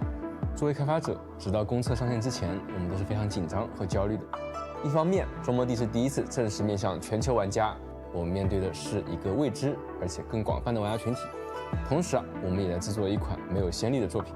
幸运的是啊，上线之后我们收获了远超预期的关注、反馈和支持，且我们也非常惊喜地看到许多从未接触过鹰角和明日方舟 IP 的玩家群体加入了社区，带来了很多新的视角和建议。很多来自管理员的建议不仅帮助我们发现了问题，也让我们更加坚定的一件事：敏捷有序的思考和推进是最重要的。这半年来，我们一直持续收集管理员们的反馈，不断调整开发计划。优先投入更多精力去完善体验、优化功能，也同步推进后续版本的内容开发。每次版本更新，我们都希望不仅带来新的故事和玩法，也能让整个游戏变得比昨天更好一点。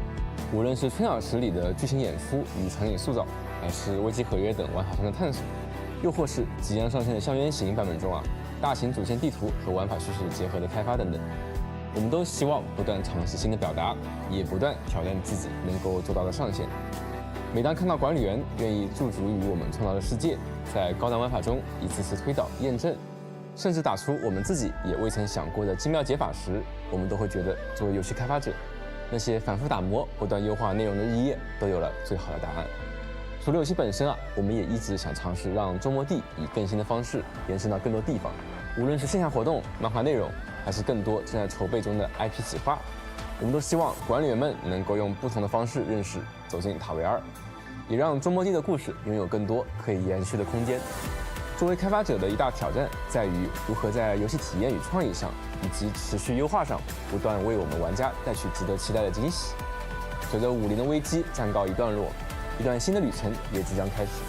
我们也想带着管理员们前往更多风格迥异的地区，遇见更多不同的人与故事，体验更多新的玩法。也希望管理员能继续陪伴我们，陪着周末地去见证塔维尔接下来更多的故事。再次感谢大家一直以来的支持，我们也会继续努力，与各位管理员一起把明日方舟周末地做得更好。That was a message. That was a message. They did a lot in that. The way that I received that is okay. I'm just gonna say my piece on that because I feel like that was a message towards all of us, man. They made sure that they made sure they had a nice way of delivering that last part, and he made it as personal as possible. There's been a lot of messages about changing their direction. Even our conversations that we have revolving around how the old battle system we felt was better. Like there was a lot that they've said in this. Mainly, it looks like they're saying that they're delivering on what they're planning to do uncompromised while still taking the feedback from players.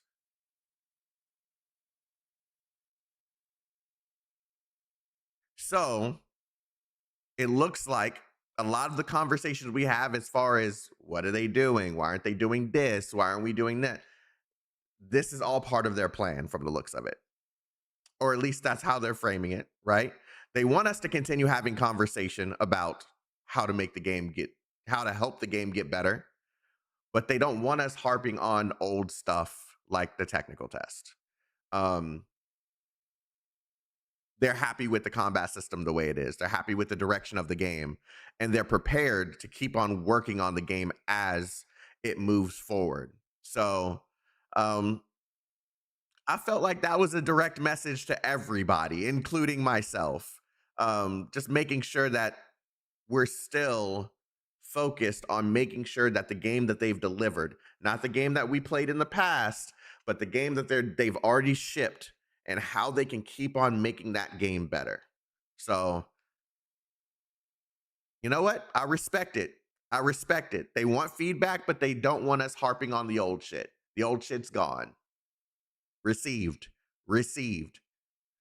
I love this whole live stream.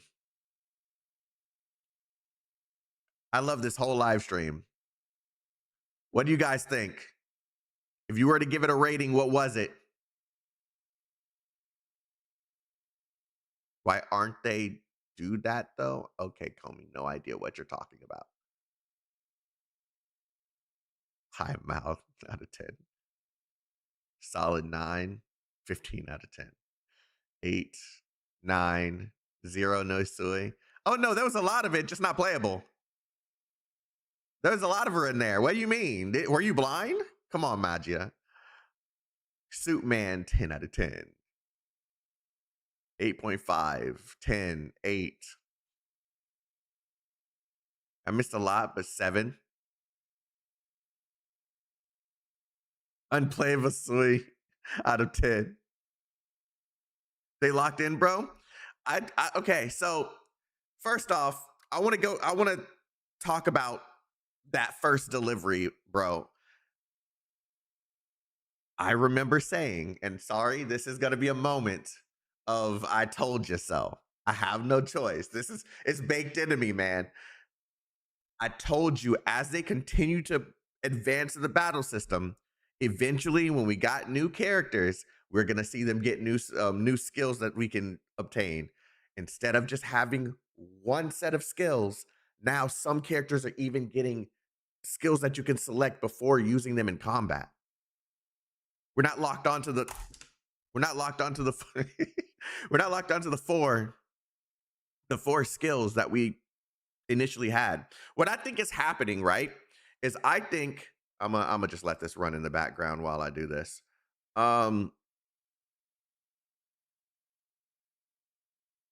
Right here. Yep. What I think is happening right now is I think they figured out how they want to progress with the game. I think the first 4 versions, including the one that's coming, 1.4, I think this was literally just them figuring it out. We got the new battle system here. Okay, how can we take the new battle system to just a strategic route like we originally planned? How do we deliver in the storytelling? How do we make that storytelling better? Okay, players are getting bored. What can we do to make the game fun even when there's no story going on? What can we do? And I think now they finally figured it out. Honestly, I think they figured it out a while ago, because version 1.0 to 1.4, I was told that was done a while ago, and they just kept on going back and refining stuff. So I think all of this, everything up until this point, was just like, we can't keep changing this stuff. We need to ship the game. Now that they figured it out, we've started seeing boss fights getting more interactive. We've started seeing more than just bullet sponges. There's actual things that you have to do in the combat. We got to see Contingency Contract. Contingency Contract was actually good. It was actually really good. Although I'm ass at it, I had a ton of fun. I'm only at risk 35. That's as far as I can make it, because I'm trash. But knowing that there is actually a skill gap here, and there are things that I have to learn so that we can get better at game modes like that. That has changed my entire perspective of how far this combat system can go. It is skill issue. Shut the fuck up, Bombfrost. Now it's going to be a matter of adding more. Oh, you cheese strat. Alex, I'm disappointed in you, Alex. You cheese strat. I think now it's their opportunity to add more complexity to the characters themselves. And as they do that, they can add more complexity to the combat system naturally. They're already starting to do it, so I'm very happy. And now they can start pressing some of these new game modes and new boss fights and stuff. I'm excited. I'm really excited. There was a moment in time when I was getting a little worried, you know, just a little worried, just a tad. But I think that every single one of these games, every gacha game has to go through a period when they're still figuring things out. And I think 1.0 is always that moment. Of course, there's a lot of hype behind the game every single time, and we get lost in that hype a little bit. But as we continue to see the improvements that they make to the game, I honestly see this game getting so much better that when we look back at 1.0 and like, let's say 2.5, 3.0, it's almost going to be a completely different game. It's going to be a completely different title. So yeah, I'm excited. I want to see what some of these future plans are. I want to see some of these future locations and characters. Yeah, man. I don't even know how they're going to use. How are they going to implement a bow into this game? I'd say they did pretty well with the gauntlets, despite it not being like a dedicated weapon. But how are they going to implement a bow? Like, how is that going to work? I'm so curious. I'm so curious. But yeah, I'm excited. I'm happy. I'm happy they took time to speak to all of us and sit us down like children, okay? I'm never doubting that we will have a spear. Hey, who knows, man? Who knows how they're gonna do it? Arch unit? Just make it an arch unit and then just kind of make it turn to a bow or something, just like they're doing with Arcane. I mean, yeah, true. They can. I'm so happy they're doing this. I'm so happy they're adding the music into the game so we can just change the shit. And I hope that we can change it, like change some songs per region. Oh, that'd be sick. I've locked in since 1.0. My hope never dwindles. Look, there's even for fans, right? Including myself, we see the game and we're really excited to see what is coming next. But at the same time, when we sit down too long with nothing to do or with very little to do, we start to have our doubts a little bit, even with our favorite studios. So I think it's the lore it's from the lore book or concept art book. Wait, what are you saying? Oh,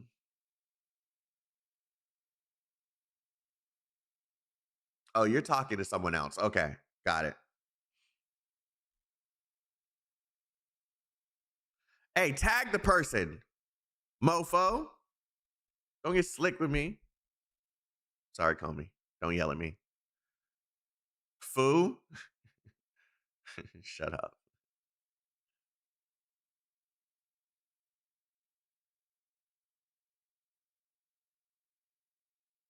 Huh? Guess we won't be able to see HG in the Philippines anytime soon. Can't blame them. Our infrastructure sucks. What? Want to call UD? Nah, man. He does he even play the game? Does he play? I'm not gonna bother that man, okay? He's big time. He's professional.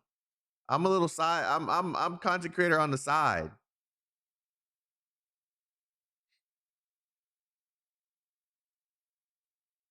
Want to call me? Call me. I don't know what to talk about. I'm just gonna be honest. That's why I'm not calling UD. I don't even know what to talk about. Don't forget your friends.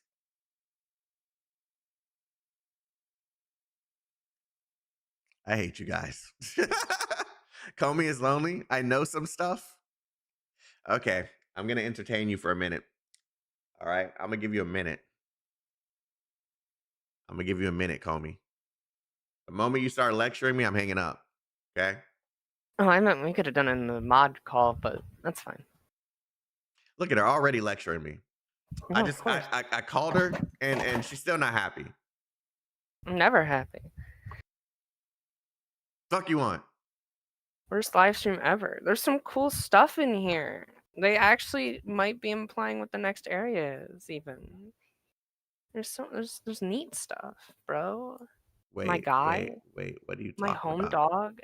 Okay, don't ever do that again. Home skillet. Don't ever do that again. I'm taking points away from you. I'm literally counting, like I'm counting down now. Champerino. Okay, I'm hanging up. No, friendship. And here, I have to pull up the actual live stream before I start talking about shit without proof. This is why you don't call. She's literally making me judge her already, guys. I'm not making jack shit. I'm friend. Your friend? I'm friend.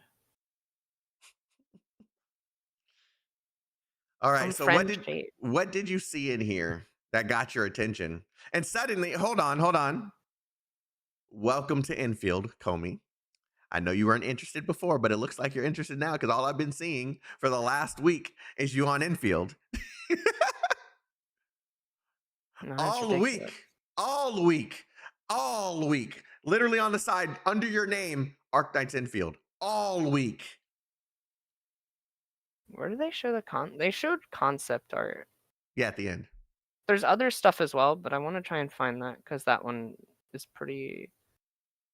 It's literally at the end. Oh, there it is. That's the exact same thing I was looking for. Okay.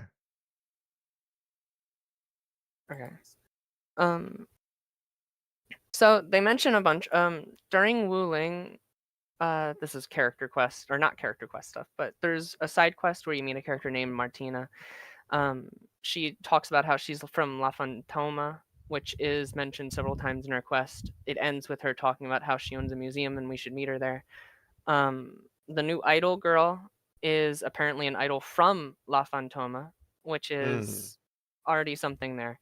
However, there's also the concept art actually shows this one that's on my screen. Let me see. Yes. Go to where they show the base stuff, or they show like the designs for like alternate base design. I think it's after they show the areas. Yeah. Oh, I see. I'm way behind apparently.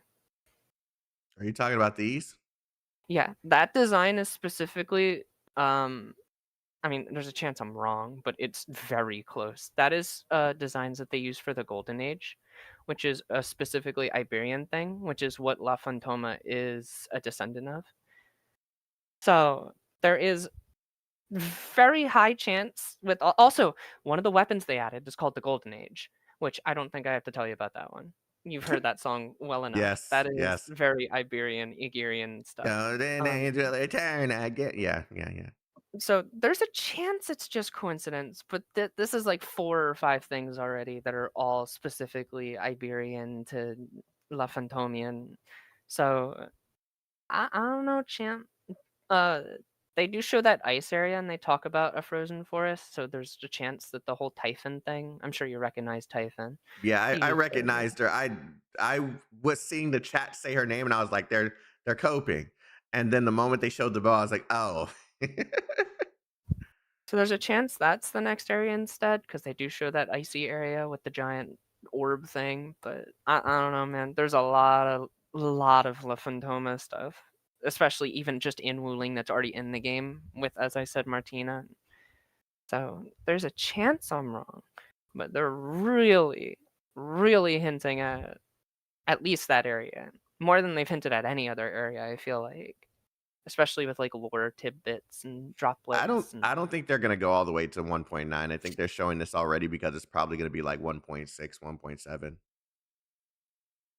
Really? You're gonna say that? Yeah. You're gonna say that to the poor chatters, burden them with 1.6, 1.7. Yeah, because I mean 6, 7.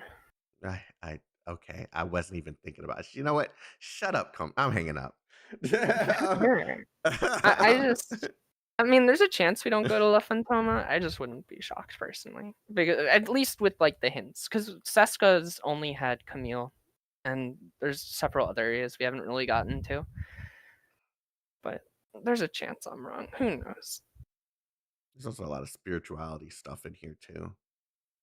Yeah, we also have to get the also that last thing, I guess, because you seem to really want to abandon me, your good friend. Um, the guy on the horse. People are disagreeing, but there's no real like lock in on where a character belongs. There's a chance they're the last night, which I don't know if you even remember that character, but he's a boss from IS. He's a guy in giant armor. He's Have I fought implied him? at least. I don't think so. But Okay, then you have seen him, I think, I've seen before. him, but I have not fought him in giant armor and in IS. Which IS? You can look him up real quick. Just an image. It's not really a spoiler. Sure. He has a horse. What's his name? Just the last night. I promise it'll appear. That's the only name we've really been given of him.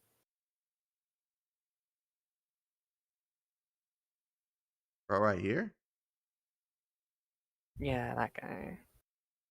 There's a chance it's him. There's a chance it's not. It's just his most like defining quality is that he rides atop a giant horse named Roshinante, and that guy's riding a horse. But also, it's loosely implied he's a member of the Neural family. At least loosely I mean, implied. that's obvious. Like you look at his design, he's definitely part of the Neural fan. And one of the most say their name. Say the name. Defining. Say the name. Say their name. Say whose name? It starts with an N. Say it for me. Neural. Okay. Yeah. I feel like I'm saying it wrong. It doesn't sound I was right. being gaslit. I was so confused. I was like, what? No, motherfucker, say it. Help me Neural, out. obviously. There's one of the most defining quality traits is usually that they're blonde. So it's usually, as far as it's been in regular Arknights, it's pretty rare to get a horse character that isn't a neural if they're blonde. So there's a chance that they are at least somewhat tied to the neural family because they're blonde. Where did I see him? Where did I see him in any story or any gameplay? I'm not confident, but he might have shown up at the end of at one of the end of the chapters, because sometimes they show the previews. But you also might have just seen an image of him because we talked about him before or something. I could be wrong. Also, someone keeps mentioning why would he be in the Imperial Guard for Hongshan. It's the reconveners can literally just appear anywhere. It's the same question as why isn't Helliger a part of the Ursus government or part of Rhodes Island? He's not actually part of Rhodes Island, Helliger's character. So they can literally just appear wherever they want. They can just they don't have to be directly tied to what they were tied to in the original game. Yeah, yeah. Gilberta also isn't a part of Rhodes Island. No, she is. She is. She has a Rhodes Island motif on her. Yeah. She has a small little thing on her that says Rhodes Island. Yeah. I'm trying to think of the other reconveners, but I'm trying to figure out where I've seen this freaking sky. I've seen this. I've seen it before. I just don't know where. And it's not really giving me much information here. Also, something to note is a lot of the last night's lore is focused on Casimir's, but a lot of their focus is actually in Iberia. So even in the original game, they don't have any real attachment to where they're mostly focused anyway. So, like, I don't know. It's not like he's ever truly been locked to any one region for the most part. But he could be I think he's just a reconvener of them, to be honest, because it'd be the best way to implement him in the game. But it could also just be some dude. It could also be a bloodline. It'd be some dude. Just some dude. Yeah, they showed off some new like I want to see like what the new ops do, but I guess it's really too early for that. We're not gonna mark the collab one, guys, because collab wasn't really a collab. I know what you guys meant by collab when we marked it on here, so I'm not gonna count that. Fortnite. Shut up. Fortnite does not count, okay? It does not count. Now you can play Perlica alongside Kafka and Blade, the greatest collab of all time. And then Rick from Rick and Morty. There's like a whole thing you can do. I'm getting closer and closer to hitting that end call button. Rick and Morty.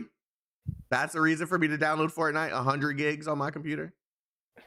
Along with Perlica, yeah.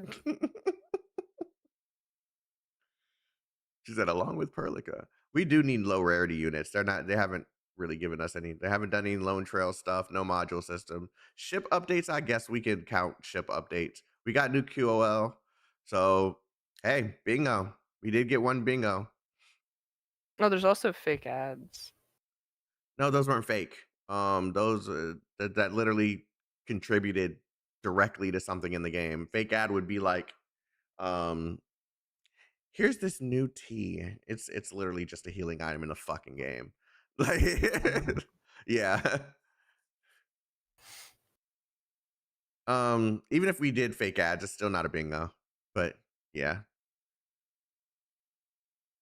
Huh. They said they were listening, so hopefully we're getting low rarity characters eventually. Skins.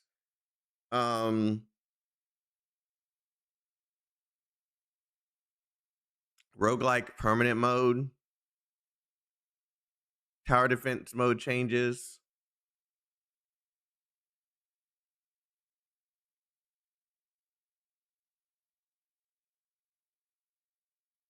Module system would be cool.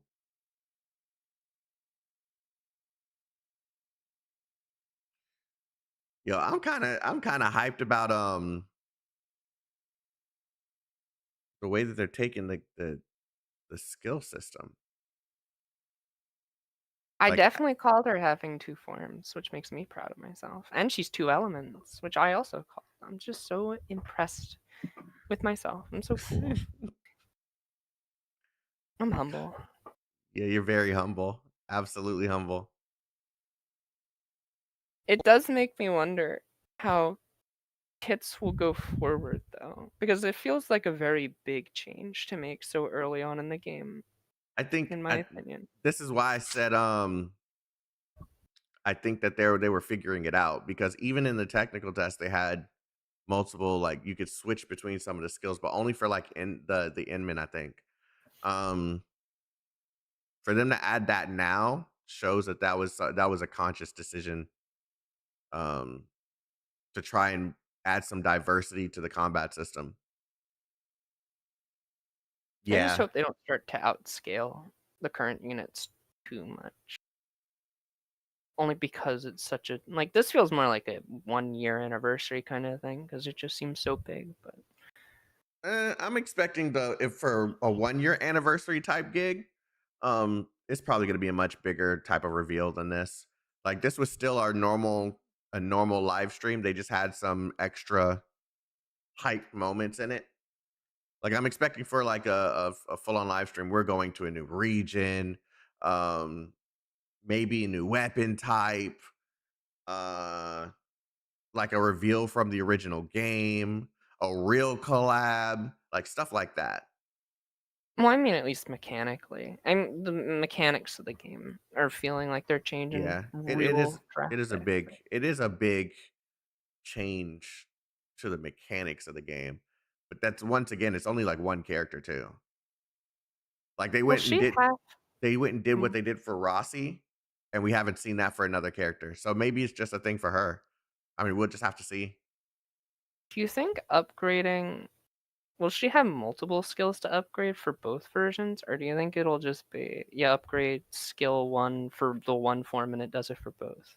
I think it'll do it for both, because that would actually skimp players to go like, hey, we're gonna upgrade 1 tier, and you got to go and do the other one yourself again, because that's a lot of materials, and it's already getting expensive when we're doing weapons level 90, character level 90, then we're doing artifice and gear sets and stuff. Like, to add more friction to that would like frustrate players. I think literally it's just gonna be one line, still one line that you're leveling up, and even when you switch between the 2 skills, it's still leveled up that direct skill. For the battle skill, for example, there's 2 tiers to it. One's active and one's not, if you're looking on my screen. You're still leveling up the battle skill. So when you switch to will from int, it's still the same battle skill. It's just 2 different tiers of it. I don't think they're going to separate those 2 things. Do you think that that's how they'll do the Endman upgrading? They'll just keep adding a new form, like Amiya, where you do it in game. So you're talking about like if they add more elements like they do other gacha games? I don't even mean just like that. I just mean like, well, I guess it would eventually become that. But I just mean like keep the Endman more relevant to the gameplay. They'll keep adding like a different like skill set or a different class, kind of like how Amiya becomes a guard or etc. I wonder if they'll just do it like her, but they'll keep adding to it. That's a good question. Maybe they would do it like Amiya, like in AK, like you just keep on switching between different forms. Because eventually that mask is coming off. We know that mask is coming off. That limiter. Yeah. Huh? Because right now is Inman's counted as a physical? Oh damn! I'm sitting here. So. I'm sitting here pressing the X at the top corner of the screen like I'm in game. Like I'm trying to go to Inman's. You're greedy. Hold on, I'm logging into the game. Inman is counted as a physical, right? So yeah, they're also the only one with that element or that one status effect, right? The like rock effect. Like, the keeping them still. So if they were to implement like a class change, right? Oh, there's 2 different routes they can go. So they could simply do an elemental change that they allow you to play with, or they can simply have you change the class of the character. So they can do either or they can do both at the same time, is what I'm saying. It would be cool, and maybe I'm being a little ridiculous. It would be cool if they did 2 things where when you get max potential into one form, you get like the arcane effect where you get like 2 separate modes, and then when we get the max pot, we move to a new type of element or a new like class, and then you have to max pot that one, and then that one unlocks like a secondary. As long as they give it to you for free, because if you got to max pot anything in the game to get something, that is directly affecting the player's gameplay experience. Well, that's what I mean. It's usually, I think Endman will always be. I don't think it'll be like ZZZ where you have to pull for Pyroi or whatever. For dupes. Yeah. Like I think it makes so much sense to. What the fuck? Oh, I thought we were already getting tickets for. Dang, don't worry, that was. Got me as well. I was like, that was quick. I lost my train of thought because of that. Fuck, what was I saying? We're talking about the dupes. I do think it'll be free. I hope. I mean, it better be. I mean, they kind of that would hurt the game. That would like actually hurt the game. Not no like content creator clickbait hurt the game type shit. Like that would actually like ruin a player's experience if it isn't free. The only reason I think it'll be free, but also I think it's potentially possible for the double alternate mode and all that silly stuff, is we're getting pots real fast. Like we're already nearing like max potential Endman. So if we keep progressing through the game and they intend us to keep using the Endman, I feel like they're gonna start adding new reasons and like new pots to chase after for Endman through the main story. But yeah.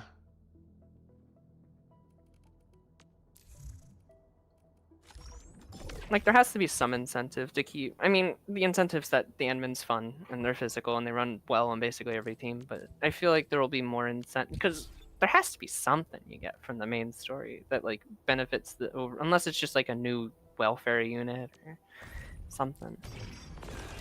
I can't imagine us before year 1's even done having a max potential Endman and then that's it for the rest of the game or something like that. That wouldn't make any sense.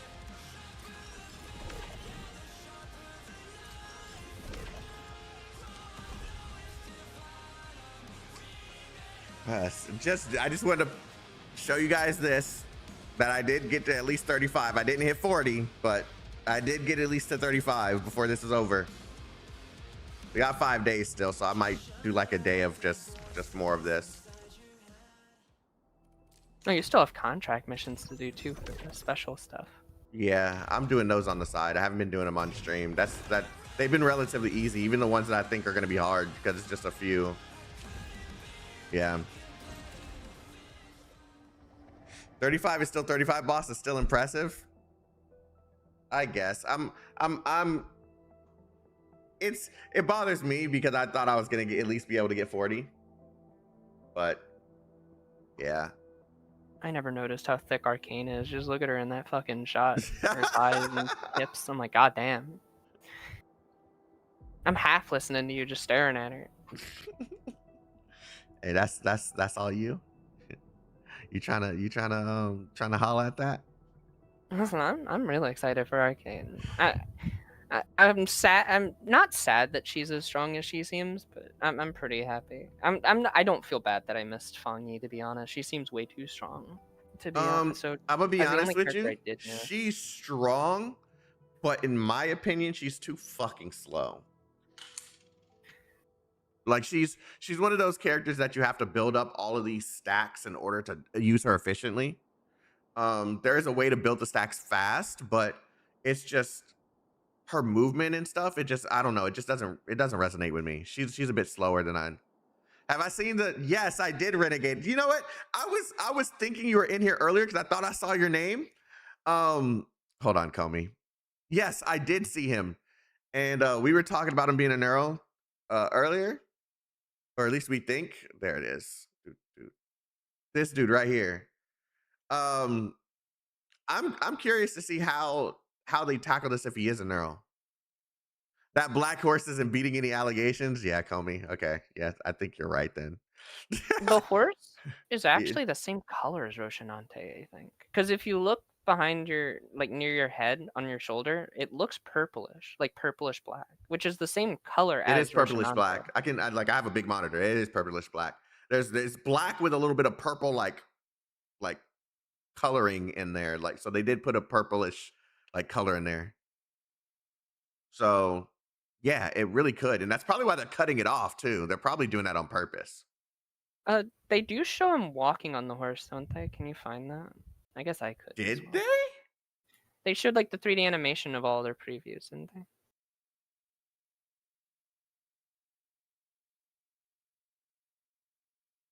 In the trailer. Yeah, I think in it the was trailer. Just the back of the horse, but I don't Hold know on. how much they showed of it. I'm putting it on with the sound. 请官员们先来和我们一起看看短片。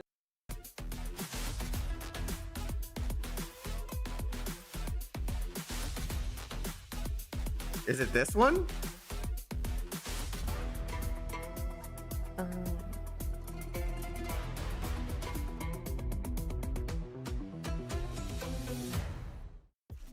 I'll get the itch of it.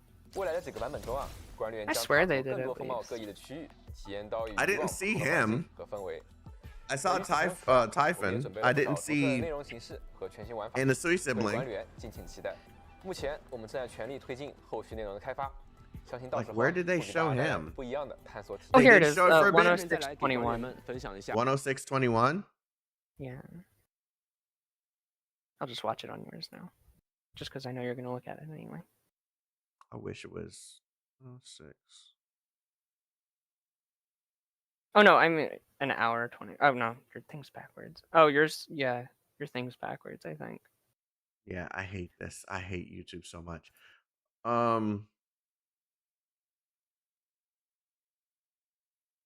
Yeah, I'm not Normally sure. you'd be able to click the time to reverse it, but I don't know how. Yeah, I don't see a time here. They updated Oh, the refresh, player. I guess. Refresh? Maybe that'll be it. Oh, because it's a live stream still. Okay. Yeah. Yeah, you're right. Yeah. You said 106 what? 21? Yeah. Ah.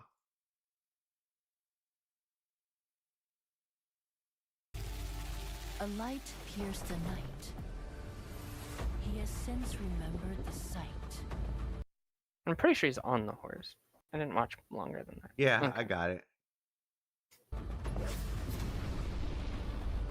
That also does, just to say, that does look like the memory scape for the or like where the end minute. Now that could just be like symbolism or representation, but remember there were all those like swords and blades in the memory scape. So I don't think this is Typhon. I don't think this is a. Hold on. I definitely think it's Typhon. Sadly, I say sadly because there are better reconveners they could have done personally, but it is what it is, I suppose.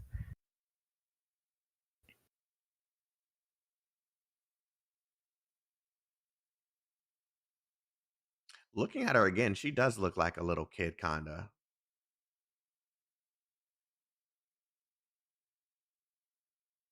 Yeah, she does kind of look like a kid. Huh, I could have swore she was taller. Like in my head, I thought she was taller than that. Oh yeah, what do you think of the... Oh yeah, they also showed off a new class, because she's an actual sniper. I didn't even think about that. They really did show off, like, a lot. Okay, like a lot of yes changes. and no. Unless they showed the symbol of her being a sniper, which I did not see anywhere. Did you see that? I thought I saw people say there was, but I'm not confident. Because I think I didn't see it. Stories sealed away in pages. It would be cool because we see her manually aim. It would be cool if that was a gimmick of snipers to differentiate them from casters. I don't know how that would really benefit you in combat.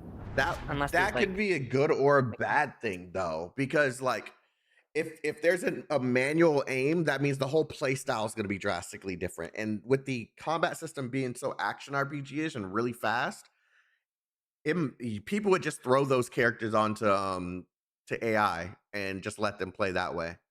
I don't think I don't know. It'd be fun if they could make your team take aggro, but then they would have to figure out how to balance that, right? Baku, like they'd have to figure out a way to balance it so that if you're sitting in the back, the enemy would try to prioritize you, or maybe even add some sort of provoke ability or something so that your teammates can keep focused. But I don't know how they would do that. I have no idea. I guess Aggro it meter? could also just be a skill thing, like how like how Mifu. Yeah, I wouldn't be shocked if it was just aim for skill. Yeah, I don't see anything that's like showing any, even for the character portraits.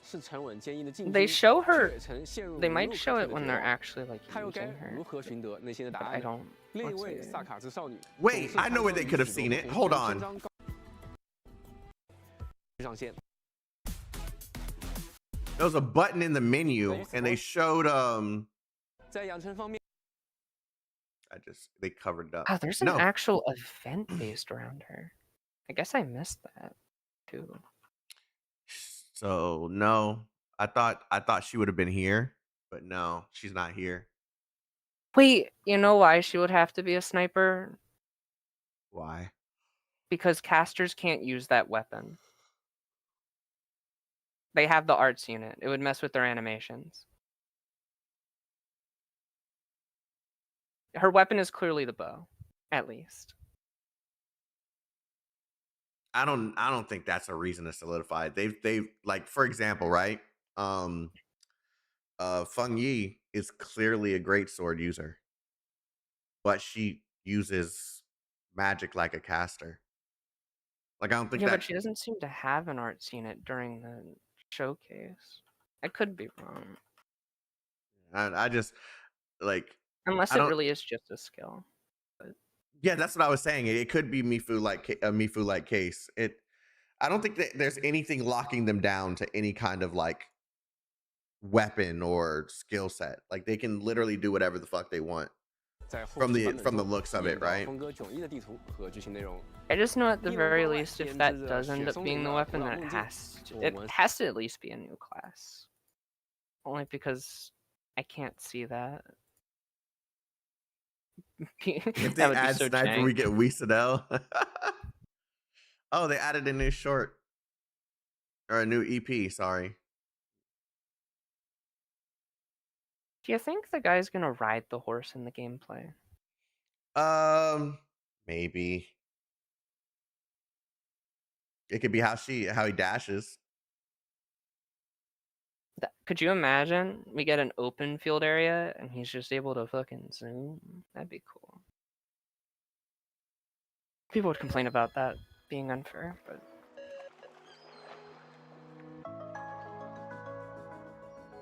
sent it in a DM. Oh, this. Yeah. In his second form, he will? Ah, like using an ult? Yeah.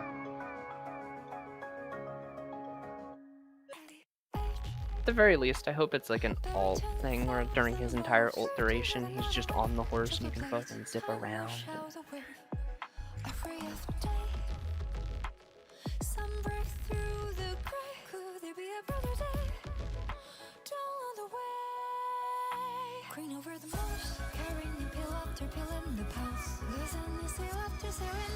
I think this, if anything, this live stream shows that they figured out like what they want to do moving forward.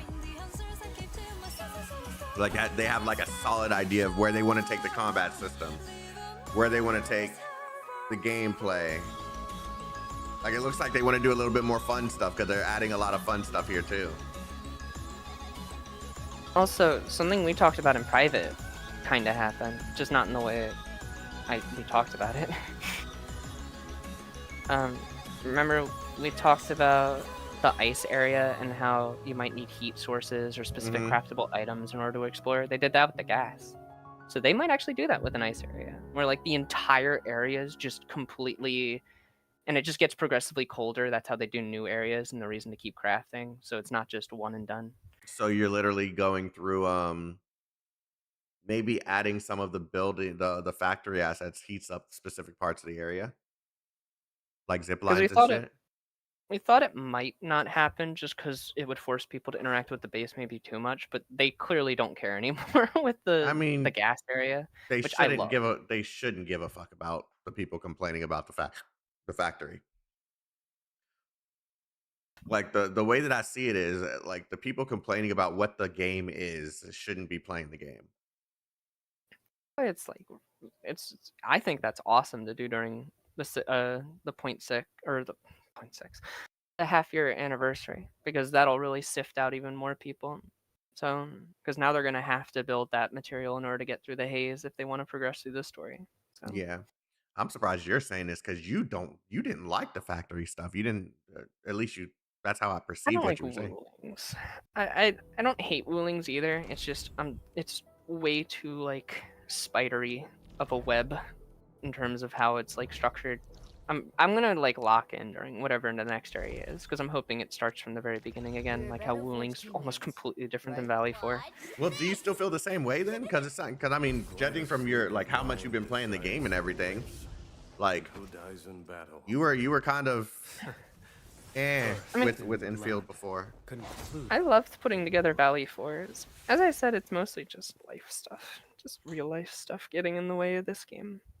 Because I'm already juggling other gotchas, and so this one being more of a main game is a bit daunting. I mean, all you drop everything else. Play only Limbus Company, Arknights, and this. Sadly, that's what I already do. It's just there's a lot of content. Like, for example, this anniversary is gonna drop with the global anniversary, so I'll have to juggle. Oh damn! Tomorrow's the live stream too for Arknights. Yep. We're getting Chen Alter, and we're getting Wang, which you don't really know much about that stuff. Yeah, I don't know anything about that. The sisters. Also, you might have to. Sorry, sisters. Well, you're not wrong. Tallulah and Chen, I guess. Yeah, I'm talking about the. Oh man, the word is not coming to dragon. Sui siblings. They did name drop the new character, by the way. They did it unceremoniously. They said her name's C. Or she. Yeah. It was she or something like that. It wasn't like pronounced in our language, so yeah. Yeah, like I don't know. You gotta read the storyline. I gotta make time to be able to read it. That's why I still haven't started any story stuff. At first, every single time that I've said that I'm gonna do story stuff, I just haven't been able to. The only reason I'm able to do infield stuff is because it's not as long to do any of it. I know it is obvious, but just to like further cement it, in case anyone somehow doesn't believe it, C has the stuff on her arms, which is entirely just a Sui sibling thing. Like no other Faramut really has that kind of thing going on. So she is in fact in some capacity at least attached to the Sui. In case anyone tries to argue that she's just some random Faramut. But that's not true. She's not just a random Faramut. She has to in fact be, maybe not a sibling, but she at least has to be attached to them. I mean, I thought that was common sense, though. Were people really arguing against that? So, people tend to argue about everything, especially people who don't actually read the story and just listen to people talk about it, and they think they know everything about it. People do that, especially for Priestess and Teresis and every character. the sigh. Every character. There are people who think that Teresis is Hitler, unironically. It's wild. Same people also think that about Priestess, but whatever. There's a lot of people, because sadly there's a lot of memes of people who are like, Priestess is nothing but evil, and she hates all life, and she wants everyone to die, and that's not true.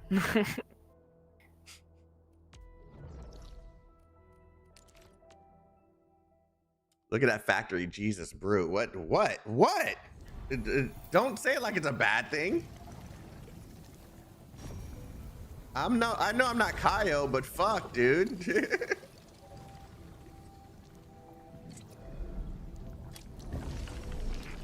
This is the base of a goober, guys. Don't worry about it. Me and Komi have had that conversation about what we thought, like, well, what I thought about Priestess. Sadly, we'll have to wait till you catch up before we can do a rerun of that. Just wait for the second event, guys. It'll come with a limited 6-star. That's Baki. Baki be limited 6-star. He'll enter the call suddenly and abruptly. Yeah. Oh, that's Typhon's height. Bruh, she's as short as Siobi? Yeah, she's a short stack. Why did I think she was taller?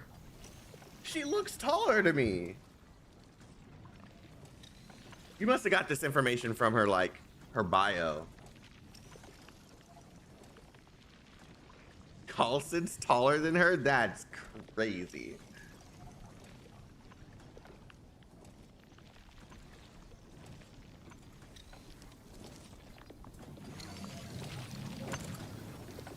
I don't know, man. She looks short to me. I mean, yeah, that's what I'm saying. She's short. Bombfrost sent me an image. I can't pull it up over here because I'd have to open Discord, and I got a lot of stuff I can't show right now. But yeah, she's just a little taller than fucking Amiya. And Amiya is short. I was gonna explain why she's so powerful, and then I realized that you wouldn't fully get it. I'm actually curious how much lore from her thing is gonna get carried over, because her bow is actually a very important lore thing, but I don't know if they'll actually bring that over. I mean, possibly. I mean, the way that I'm seeing this game is they're actually treating it like a continuation of Arknights. So eventually, I'm hoping to see them find a way to tell the stories of some things that happened in the previous game, but in like a 3D form. They're not going to be able to do it with everything, that's for sure, but there's certain things that are going to be relevant to this game that they're going to have to find a way to retell or get someone to learn about in some way.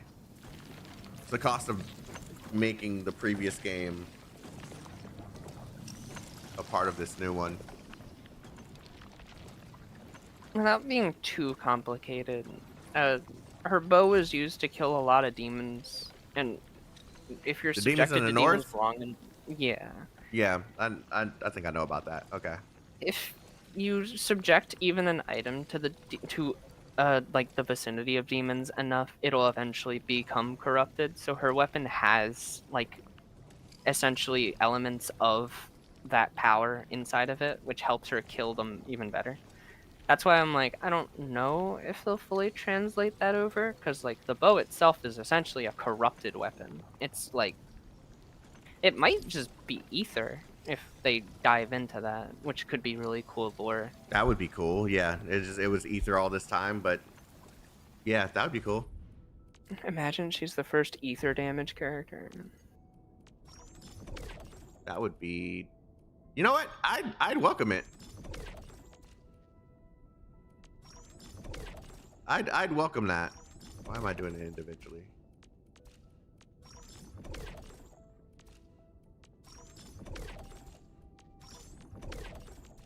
Because there is like the hints of ether since the like earlier game. I mean, they're still doing it too. Like their enemies are already doing ether damage to you. It teaches you about ether damage in some of the notes. So, you know who hasn't appeared in this live stream or in the game period? Go. Lycia. Well, Fall too, but I thought you were going that direction. No, they're safe. No, that's actually the horse guy. Obviously, they just fucking completely they tore him apart and rebuilt him from the ground up. It's like, man, fuck that guy. You guys wanted him so bad. Okay, now I need to farm some of my. I wonder if M3 will appear as well. I keep on wanting her to. You know what? She's probably the anniversary reveal. Probably. Now, will she summon monster in some way? That'd be cool. I don't think so, because I don't think they recombine like that. At least I don't know if they do. If they do, then fuck. But the whole purpose of separating the two, Calcit and monster, right? Someone said she was in the trailer, but I must have missed it. She was not in the trailer, bro. She was not in the new trailer. We didn't see her for a second. Give me a timestamp. If she's in there, give me a timestamp. I did not see her at all. Trust me, I was looking. Yes, she was. Give me a timestamp. While they're doing that, do you think if we do get her, do you think how like in game she like turns into the monster mode in the medic version, like the actual M3? Do you think she'll have like an arcane mode where she heals as like the regular M3, where she looks like Calcit, and then she gets all monstery? No, I think it's literally just gonna be she's gonna look more and more like Calcit, and I don't think she's gonna literally have a monster form at all. I just know the one we have now has that, because like remember she like does the true damage and she becomes attacking. I wouldn't be shocked, but you know what, you're right. But I mean, that's her in a young form, and she still shows a resemblance of being a part of Calcit. Like parts of her you can still see are like her original form. Obviously now we can see that this character M3 has white hair like Calcit does. I think just as she gets older, she's gonna resemble Calcit more and more. At least that's how I'm seeing it, right? I know the only reason I'm not sure is because I know it's actually weird the place M3 is in, because like the whole thing with M3 is that she's supposed to separate herself from Calcit and become her own person. So it's strange they made her look so much like her, but who knows? Maybe they'll redesign her a little later. Or I mean, I think the intention behind that wasn't necessarily to make her own. Like, yes, to make her own person, but to separate her from the duties that Calcit had. And now she's doing the things that she's doing willingly. If anything, right? Now Monster's probably the immortal one, and Calcit's probably gone. I think they do imply. Well, I don't know anything about Chapter 17, but I know that the reason Calcit was immortal was thanks to M3. So I assume at least M3 is immortal. Yeah, we can assume. Well, we can assume. Yeah, that's 1111, brother. She's 111. So someone said Wishadel's in the trailer. I'm sure that's true. They said Wrong. trust. I have to believe them.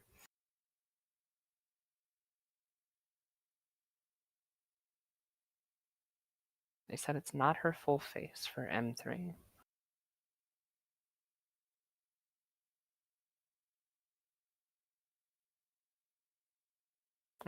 That is someone. Brother. I think that's Arcane, though. No, that's the Sui sibling. Hold on.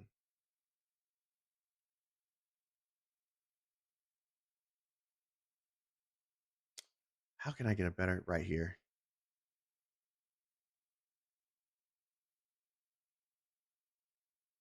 We get a better. Yep, right here.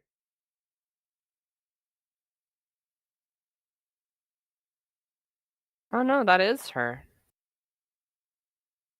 Yeah, it is. The hair's different. Huh.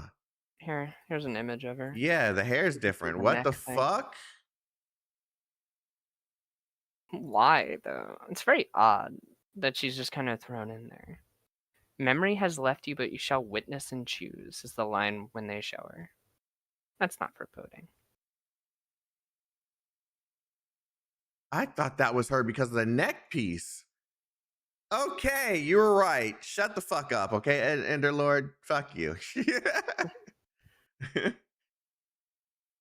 That's random. You win, Underlord. Your gift is a basket of fuck yous.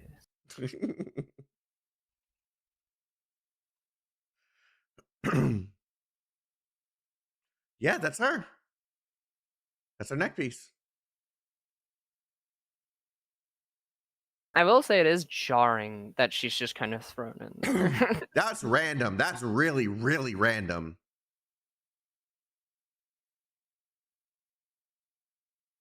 That's really fucking random, dude.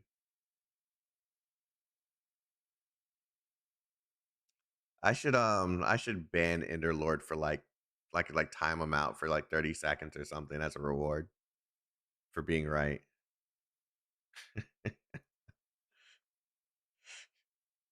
M3 was in the trailer. Banned. You are so heckin' right. You know what else is right? What? Just times them out forever.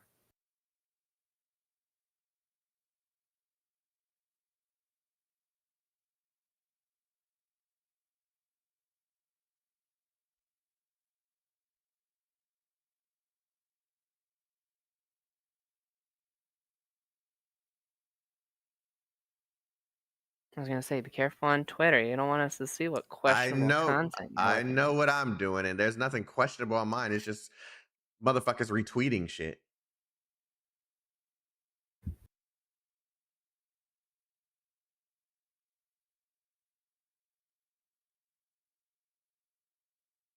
It's okay. Chat already knows about your hentai addiction. It's okay, right, Look, chat? I'm not shaming at all. I have no shame with hentai. Okay, I don't care. But I'll tell you for one thing: there's no hentai on my Twitter. There's no hentai on my Twitter. The few times you'll see anything even close, it's being retweeted. It's just sometimes I got some people like fucking sticks that go crazy on Twitter. So.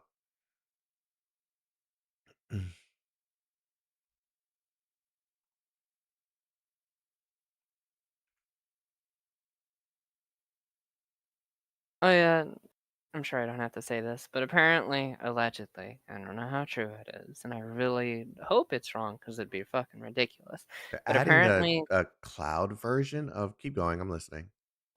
apparently there are leaks for not just 1.4, but into 1.5 and 1.6. I don't know how true they are. I There don't have really been care. there have been leaks since launch, and a lot of them have been wrong. So I think the fact that this is the thing that I think is really cool about how Hypergriff is handling this. Those leakers can't show anything. They can't prove that they're actually leaking anything.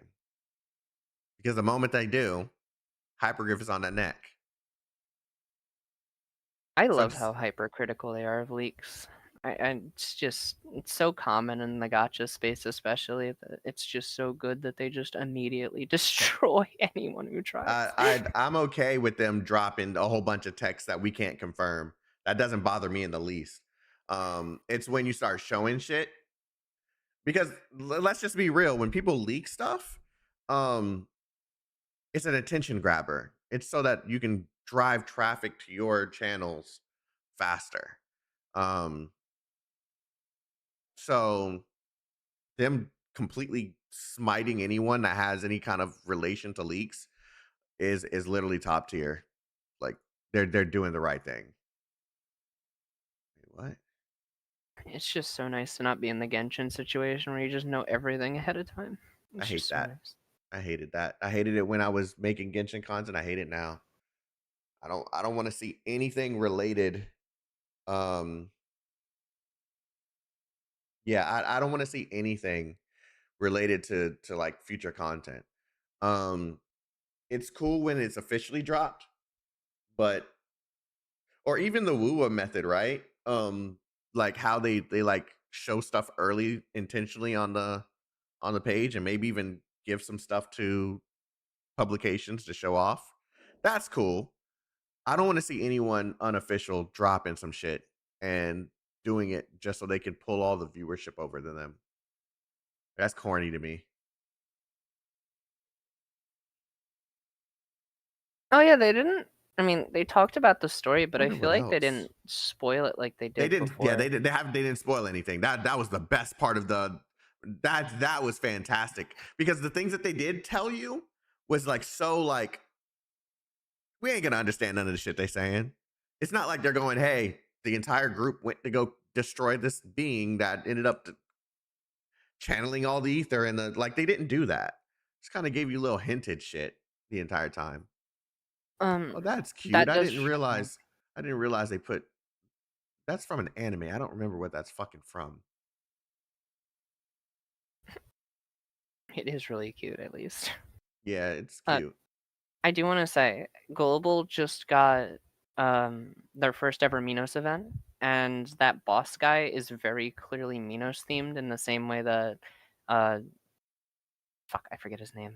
The guy that everyone makes fun The of, he has a guy? cane. He's on The the guy. bad team. The guy. Yeah, help me. He's on The the bad guy. team. He's on The the guy on bad the team. bad He has a team. cane. Rat King? I don't know. No, in this game, Enfield. Oh, I was logging into Arknights to see what the fuck you're talking about. Artisher? Yeah. Artisher implies that he was from Sargon and that he was a Pasha, which is essentially just like a high-ranking. He doesn't. Like, rich He doesn't noble. imply it. He fucking says it outright. Yeah, but I was trying to be somewhat loosey-goosey for the silly goobers in the chat. Oh my god, yeah, I gotta show this on stream. See, I'll do this to UD. See, I'll make him. I'll show how much of a fucking gooner this kid is. Hold on. Concern. I want you all to judge UD immensely when I show you this. That's crazy.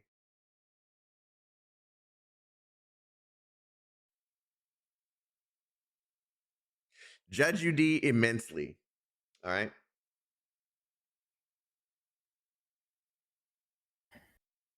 I'll let you take it in. Oh, he's choking that down. Yeah. It's almost like he's been practicing, you know?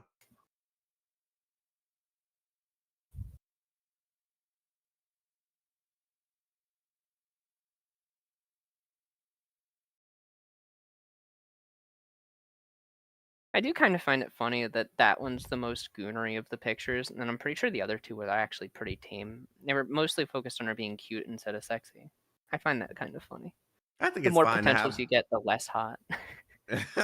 I think yeah, they want everyone to have access to it. That's why. Yeah, I It's the think it's to trick you to go for the first pot, so then you commit to the full bit. hey, they trying to pull in all the money, honey. God damn, she is so hot. Oh, Fucking Arcane. the thing I was getting at, really quickly, because someone thought I was trying to say something else. We just got that Minos event. Minos has literally never had an event. There was one, but it didn't actually take place in Minos, and it basically had no story. So the fact that the new boss seems to be about Minos is a very interesting. It seems very not coincidental, I'll say. And it seems like they're the foundation or whatever the fuck they're called. Seems to be basing like one like they seem to be gathering like every kind of faction and group. It seems. So, because they have Ardashir, who was from Sargon. Now they have, I already forget his name. It was Ilios something. From Minos. I guess it's implied Nefereth was also Sargon, because I think they call her the crocodile Nefereth race. is Sargon? They say she was the crocodile race, which is primarily from Sargon. They don't specify what actual location she's from, though.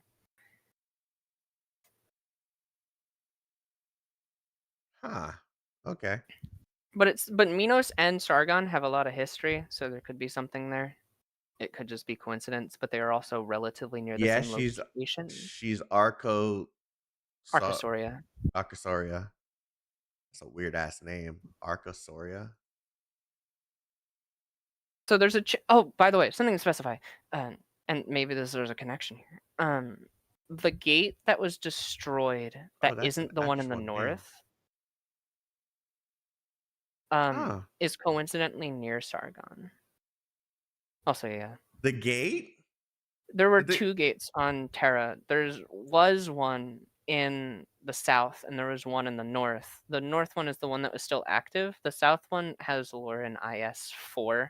It was implied to be destroyed by two extreme powerhouses from Terra when they fought a giant spaghetti monster, meatball demon monster. Yeah, Krondu and Lugusargus. I can't pronounce her name. Karandu and Lugusargus. That thing in the chat that Herman said. So they were like extreme powerhouses, even by like current game standards. Karandu. Yeah. Karandu and Lugusarius. Karandu is it this? He's the same race as Narantuya. No, it's not. This is some princess shit. Never mind. Also, yeah, that's an Archosaurus. Karandu was the same race as Narantuya, that like red horse race. They have nightmare powers, and Lugusargus is this one.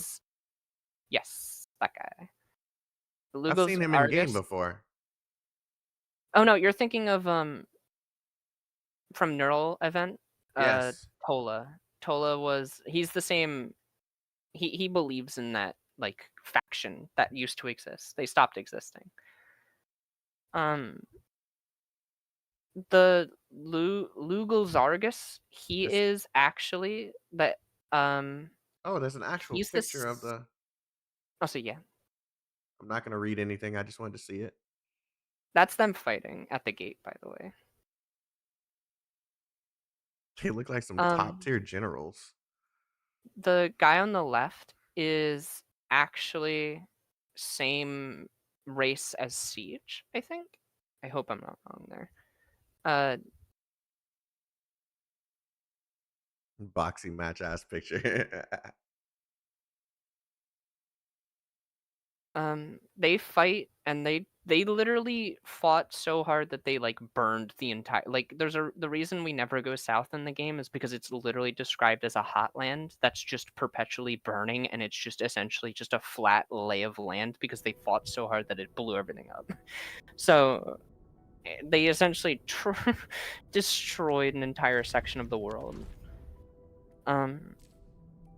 But since there's a gate that was there, it's very interesting that all the characters we have met have been factions that have been relevant to that area, because Minos and Sargon, those two areas are the closest to the southern gate. So maybe there's a connection there, maybe there's lore, maybe there's a reason. I'll be ready Or maybe you're tripping? I could be tripping. There is also we did see the girl though, the girl with the skull cape thing. So all set and ready. In the new trailer. Awaiting your command. You know, just the usual arguments between conquerors. You know, I really need to figure out how I'm gonna do story from IS.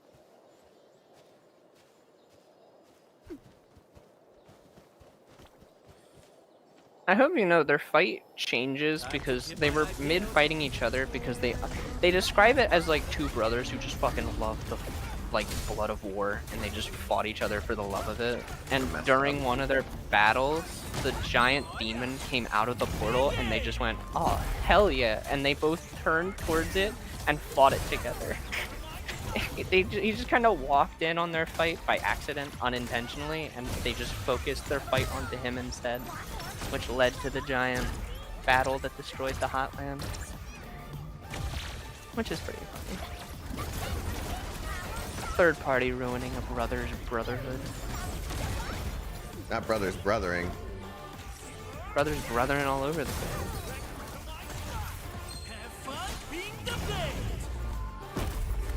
Dang, I'm not doing anything to this guy.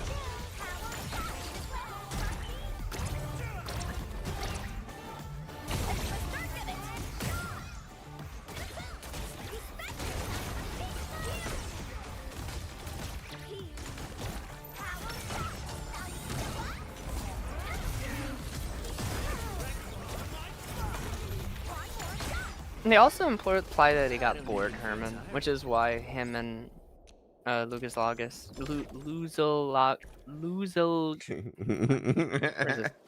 It's nice hearing you struggle with words every now and then. I can't find it. Why? I can't wait for the new targeting system already.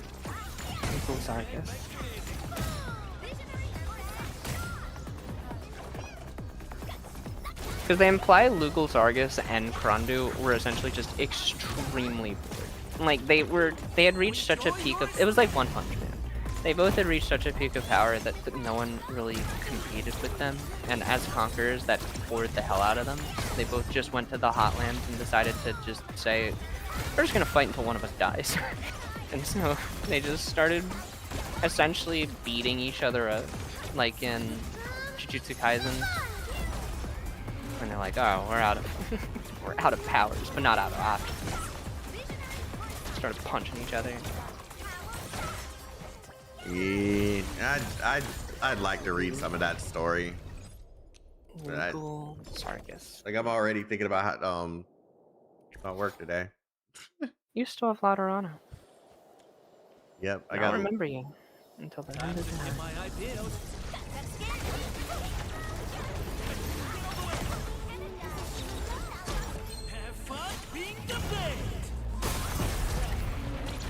At least you're caught up on the main. Well, I guess you should try and do that before the main story comes out. But at least you're caught up on the main story. Like what else do I need to read before oh yeah, the Laterano stuff. You're right. I still have it pinned, I think. You do. Because you still have other stuff that isn't the masses travels to do. But beyond that, I don't think any. Well, there are events that'll be coming out. Like I think Zima Altar's event is relevant to the upcoming thing, so you'll have to read that. But you'll be doing that when it comes out, I assume. I also think the upcoming Ursus event is important. That's the thing I was talking about, Zima Altar's event. But that's right before the chapter, so it's not really like you can't do it anytime soon.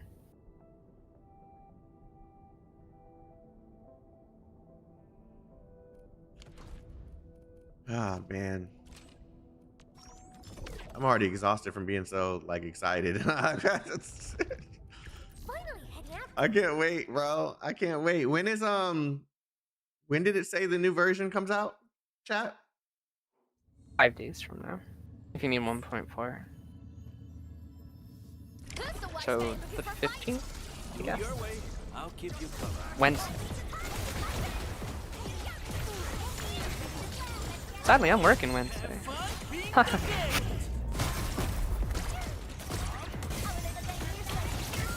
I'm gonna see if I can be there to play. At least I'm off Thursday and Friday, so I'll work, get home, and then I'll get to play.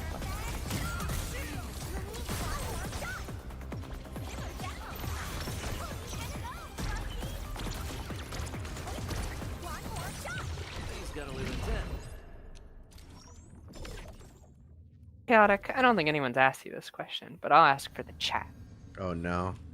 You have a question and no one's asked. No, it's a kind question. I'm not cruel. If you could have any character at all, doesn't even have to be a playable character, to become a reconvener in Enfield, who would it be? Yeah, who would you prefer? You can also say like what you prefer their class to be and stuff. But that's up to you. I know you're excited. I just thought I'd ask to fill the void. No. I'm just thinking. I'm exhausted from thinking about work already. Everyone knows I want W, but I kind of feel like W would end up being an overkill character in this game. So if I wasn't to select a W, right, it would be Inez. Inez would be pretty good. And she could be like a ranged vanguard or something. Inez, Neural, like Neural Alter. That's a good fucking question. Inez, Neural Alter.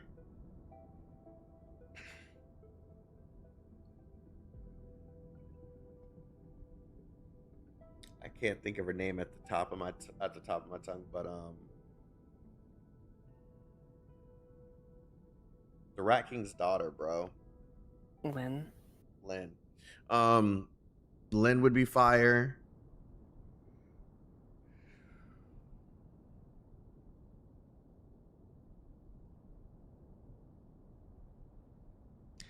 I would like a storyline. Yeah, I would like a storyline where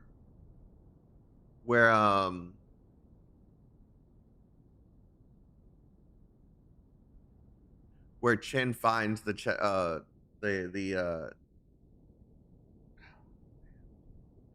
sword, man. It's Chi Xiao. I was gonna say Chao Xing. I don't know why that was coming out of my head. But I knew it was wrong. Xiao. I would like a story where she finds the Xiao, and in doing so, she discovers lore that had to do with Chen, and it gets reenacted through a whole storyline of you playing as Chen in Enfield. I know that they imply that there might be a Chen reconvener out there. Apparently, there's someone who left a letter for Chen to the Enfield, and they said she can only open it after certain requirements are fulfilled. So they've just been holding on to that for now. But they also said it's a mystery person that they very clearly wanted to leave ambiguous. I feel like that eventually Chen will get Chi-Xiao, even if we never get Reconvener. They seem to be implying that. Chi-Xiao keeps getting mentioned quite often. It was even mentioned in the Sword Deal thing. I'd also like to see I'm gonna have to open the game. Names are leaving me. I haven't logged in this week too, so it's probably good for me to do so.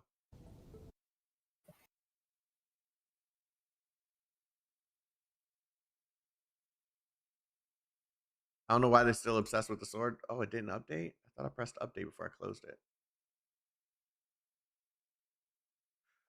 I don't know. There's a plethora of characters I can go for. Golden Glow would be cool.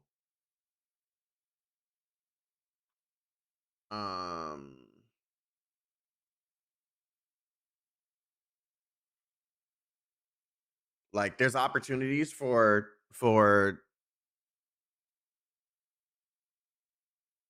there's opportunities for them to talk about Calcit and retell that's some stories from that like batch of content from Arknights and how M3 came to be. If she's who we think she is, I think she is. Honestly, I figured out my answer. And this is going to be the most basic answer I could give. It's Amiya. I want Amiya to be in the game. She'd be a powerhouse at this point. There's a chance she's still alive, to be honest, because she'd have the crown of Civilite Eternum, which has so many different applications.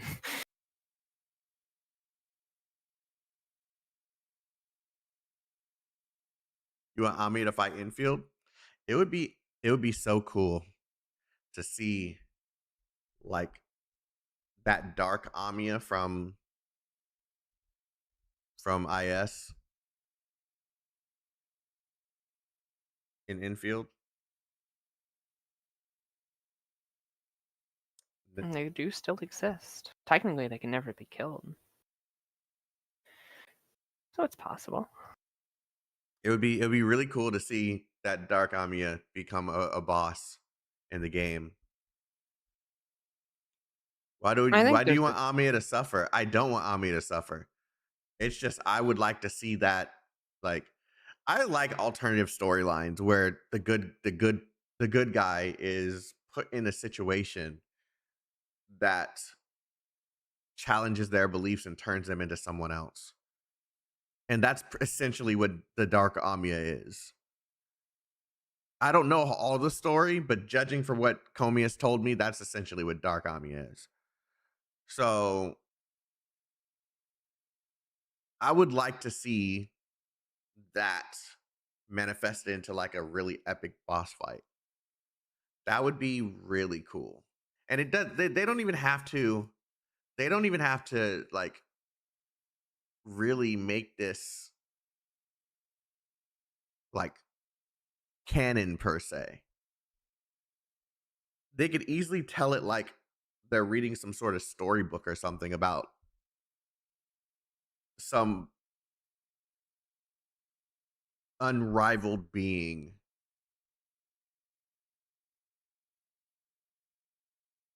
And then you end up fighting it in like a story, like it's not actually happening in like the game. Why isn't it letting me click the button? Oh yeah, PC port. We're getting PC Arknights. Yay! Official. There it goes.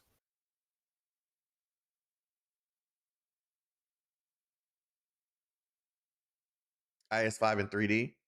I mean, IS, if they bring IS to Arknights in any capacity, one, I really want a roguelike in this. Two, I really want dungeons in the game. And IS is essentially a fucking dungeon. So, like, it's a win-win in my opinion. Oh, I want your opinion on something. Okay. The boss fight. It seems extra raidy, right? The new one, when they showed like his limited attack like animations, they seemed like extra raidy, didn't they? Yeah, I mean, they've been slowly going in that direction since Tang Tang's brother. I just like how this one seemed to like really lock in on that. Like that looked like something that I could see in like at least in like the game you were playing, the Grand Blue Fantasy Relink. which makes me hope for at least a co-op game mode. If they do a co-op game mode in this, I have no idea how the combat system would work.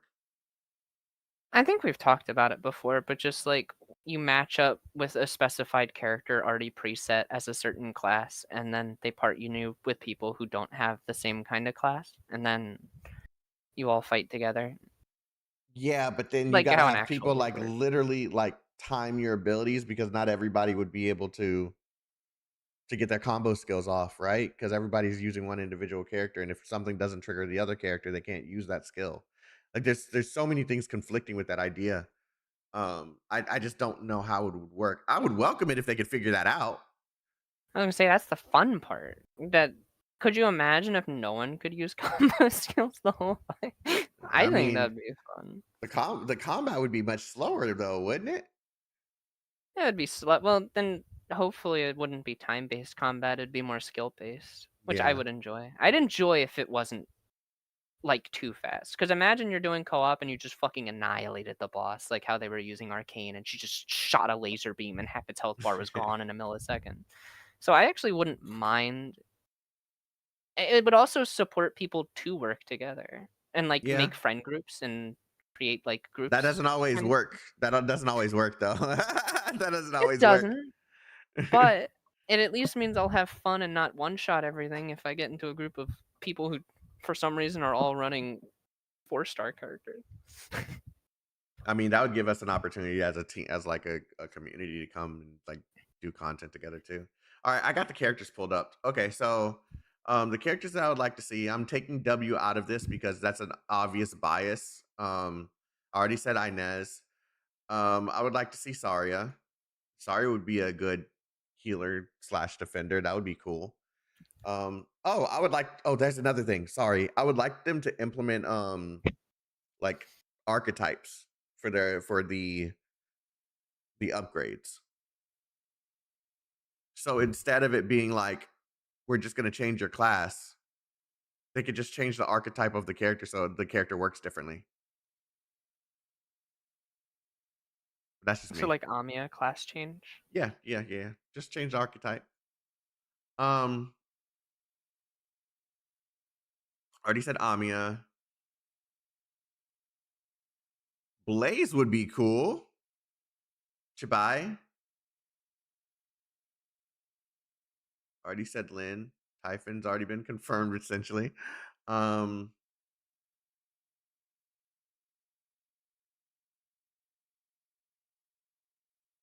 Ascalon would be cool. An assassin style character.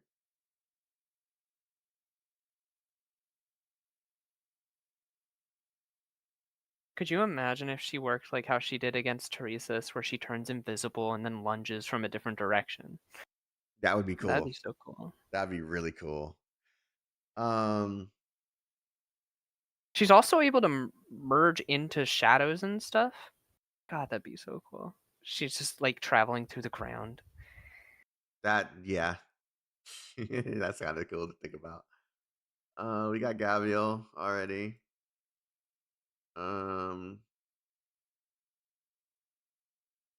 Jessica. A God, Logos imagine. style character. Neural. Jessica would be cool, especially with her shield. And all her guns. Yeah, just blasting people. Prominix.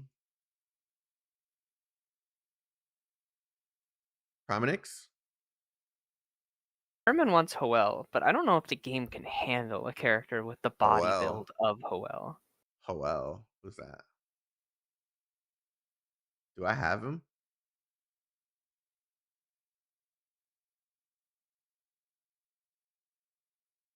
If you're looking for Hoel, she's a caster. You have her at level 50.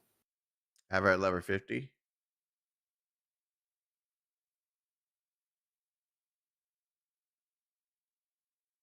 I don't see her. Did I level her? Do I use her? She's a little further to the right. You had her at U0, I think. I say a little further, I'm slightly behind.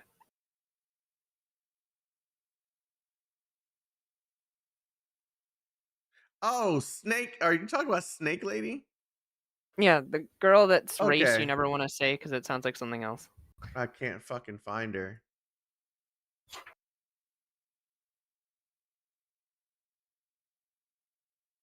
You could type caster and look through there if you want.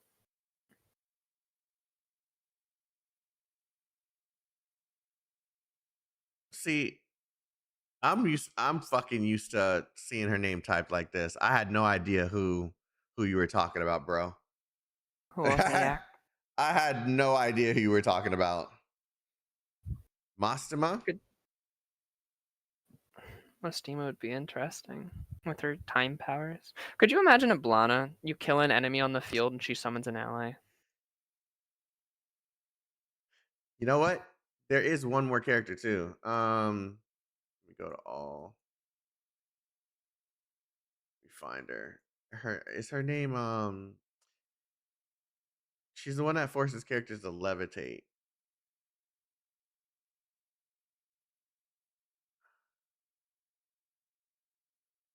I know Hoel does that as well, but Nah, I'm not sure which character. This character makes oh man, I think she has white hair too. Not Lana. I did level her at some point, so she should be here somewhere. Texas would be cool too. Irene.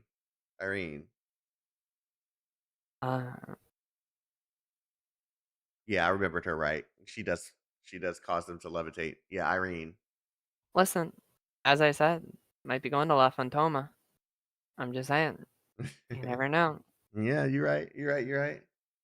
She is actually an extremely popular character, so I wouldn't be shocked if she got a Really? Irene is popular for real? She appears so often in the Seaborn arc. So often. And also she was one of the only characters that appeared in the Limbus Company collab. Hoshiguma would be fire. But do skins first. Before we start introducing all these characters, introduce skins so we can get some of the like really dope shit when we get these characters in here. Hoshiguma with her like Japanese streetwear stuff, like that's fucking peak. Time for another question from the community that I'm sure they would love to ask you. If anyone could get a skin, which character in Enfield would you prefer to get a skin first, and what would it be? Starter swimsuit. Okay. Besides your goonerness, name another skin.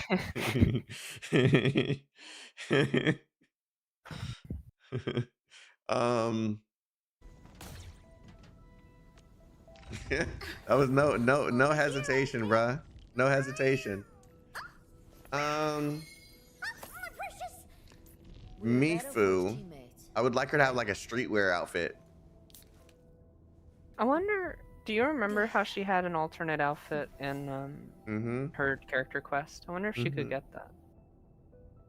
I would like her to have some streetwear stuff. I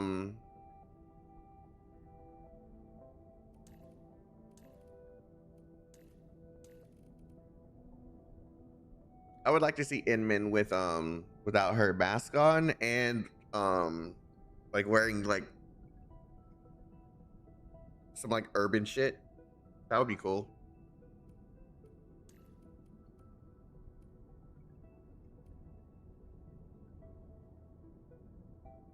Sung Yi as well, same thing. Where are we headed? Aviwinna. Absolutely Aviwinna.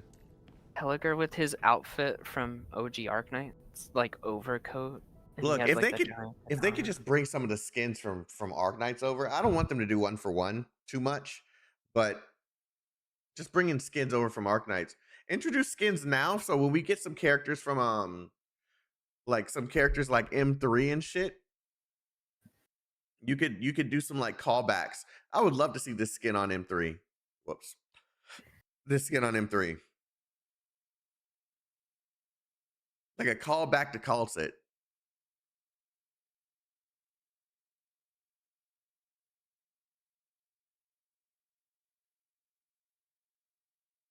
God, I'd love Helliger's OG outfit on the current Helliger. It looks so cool.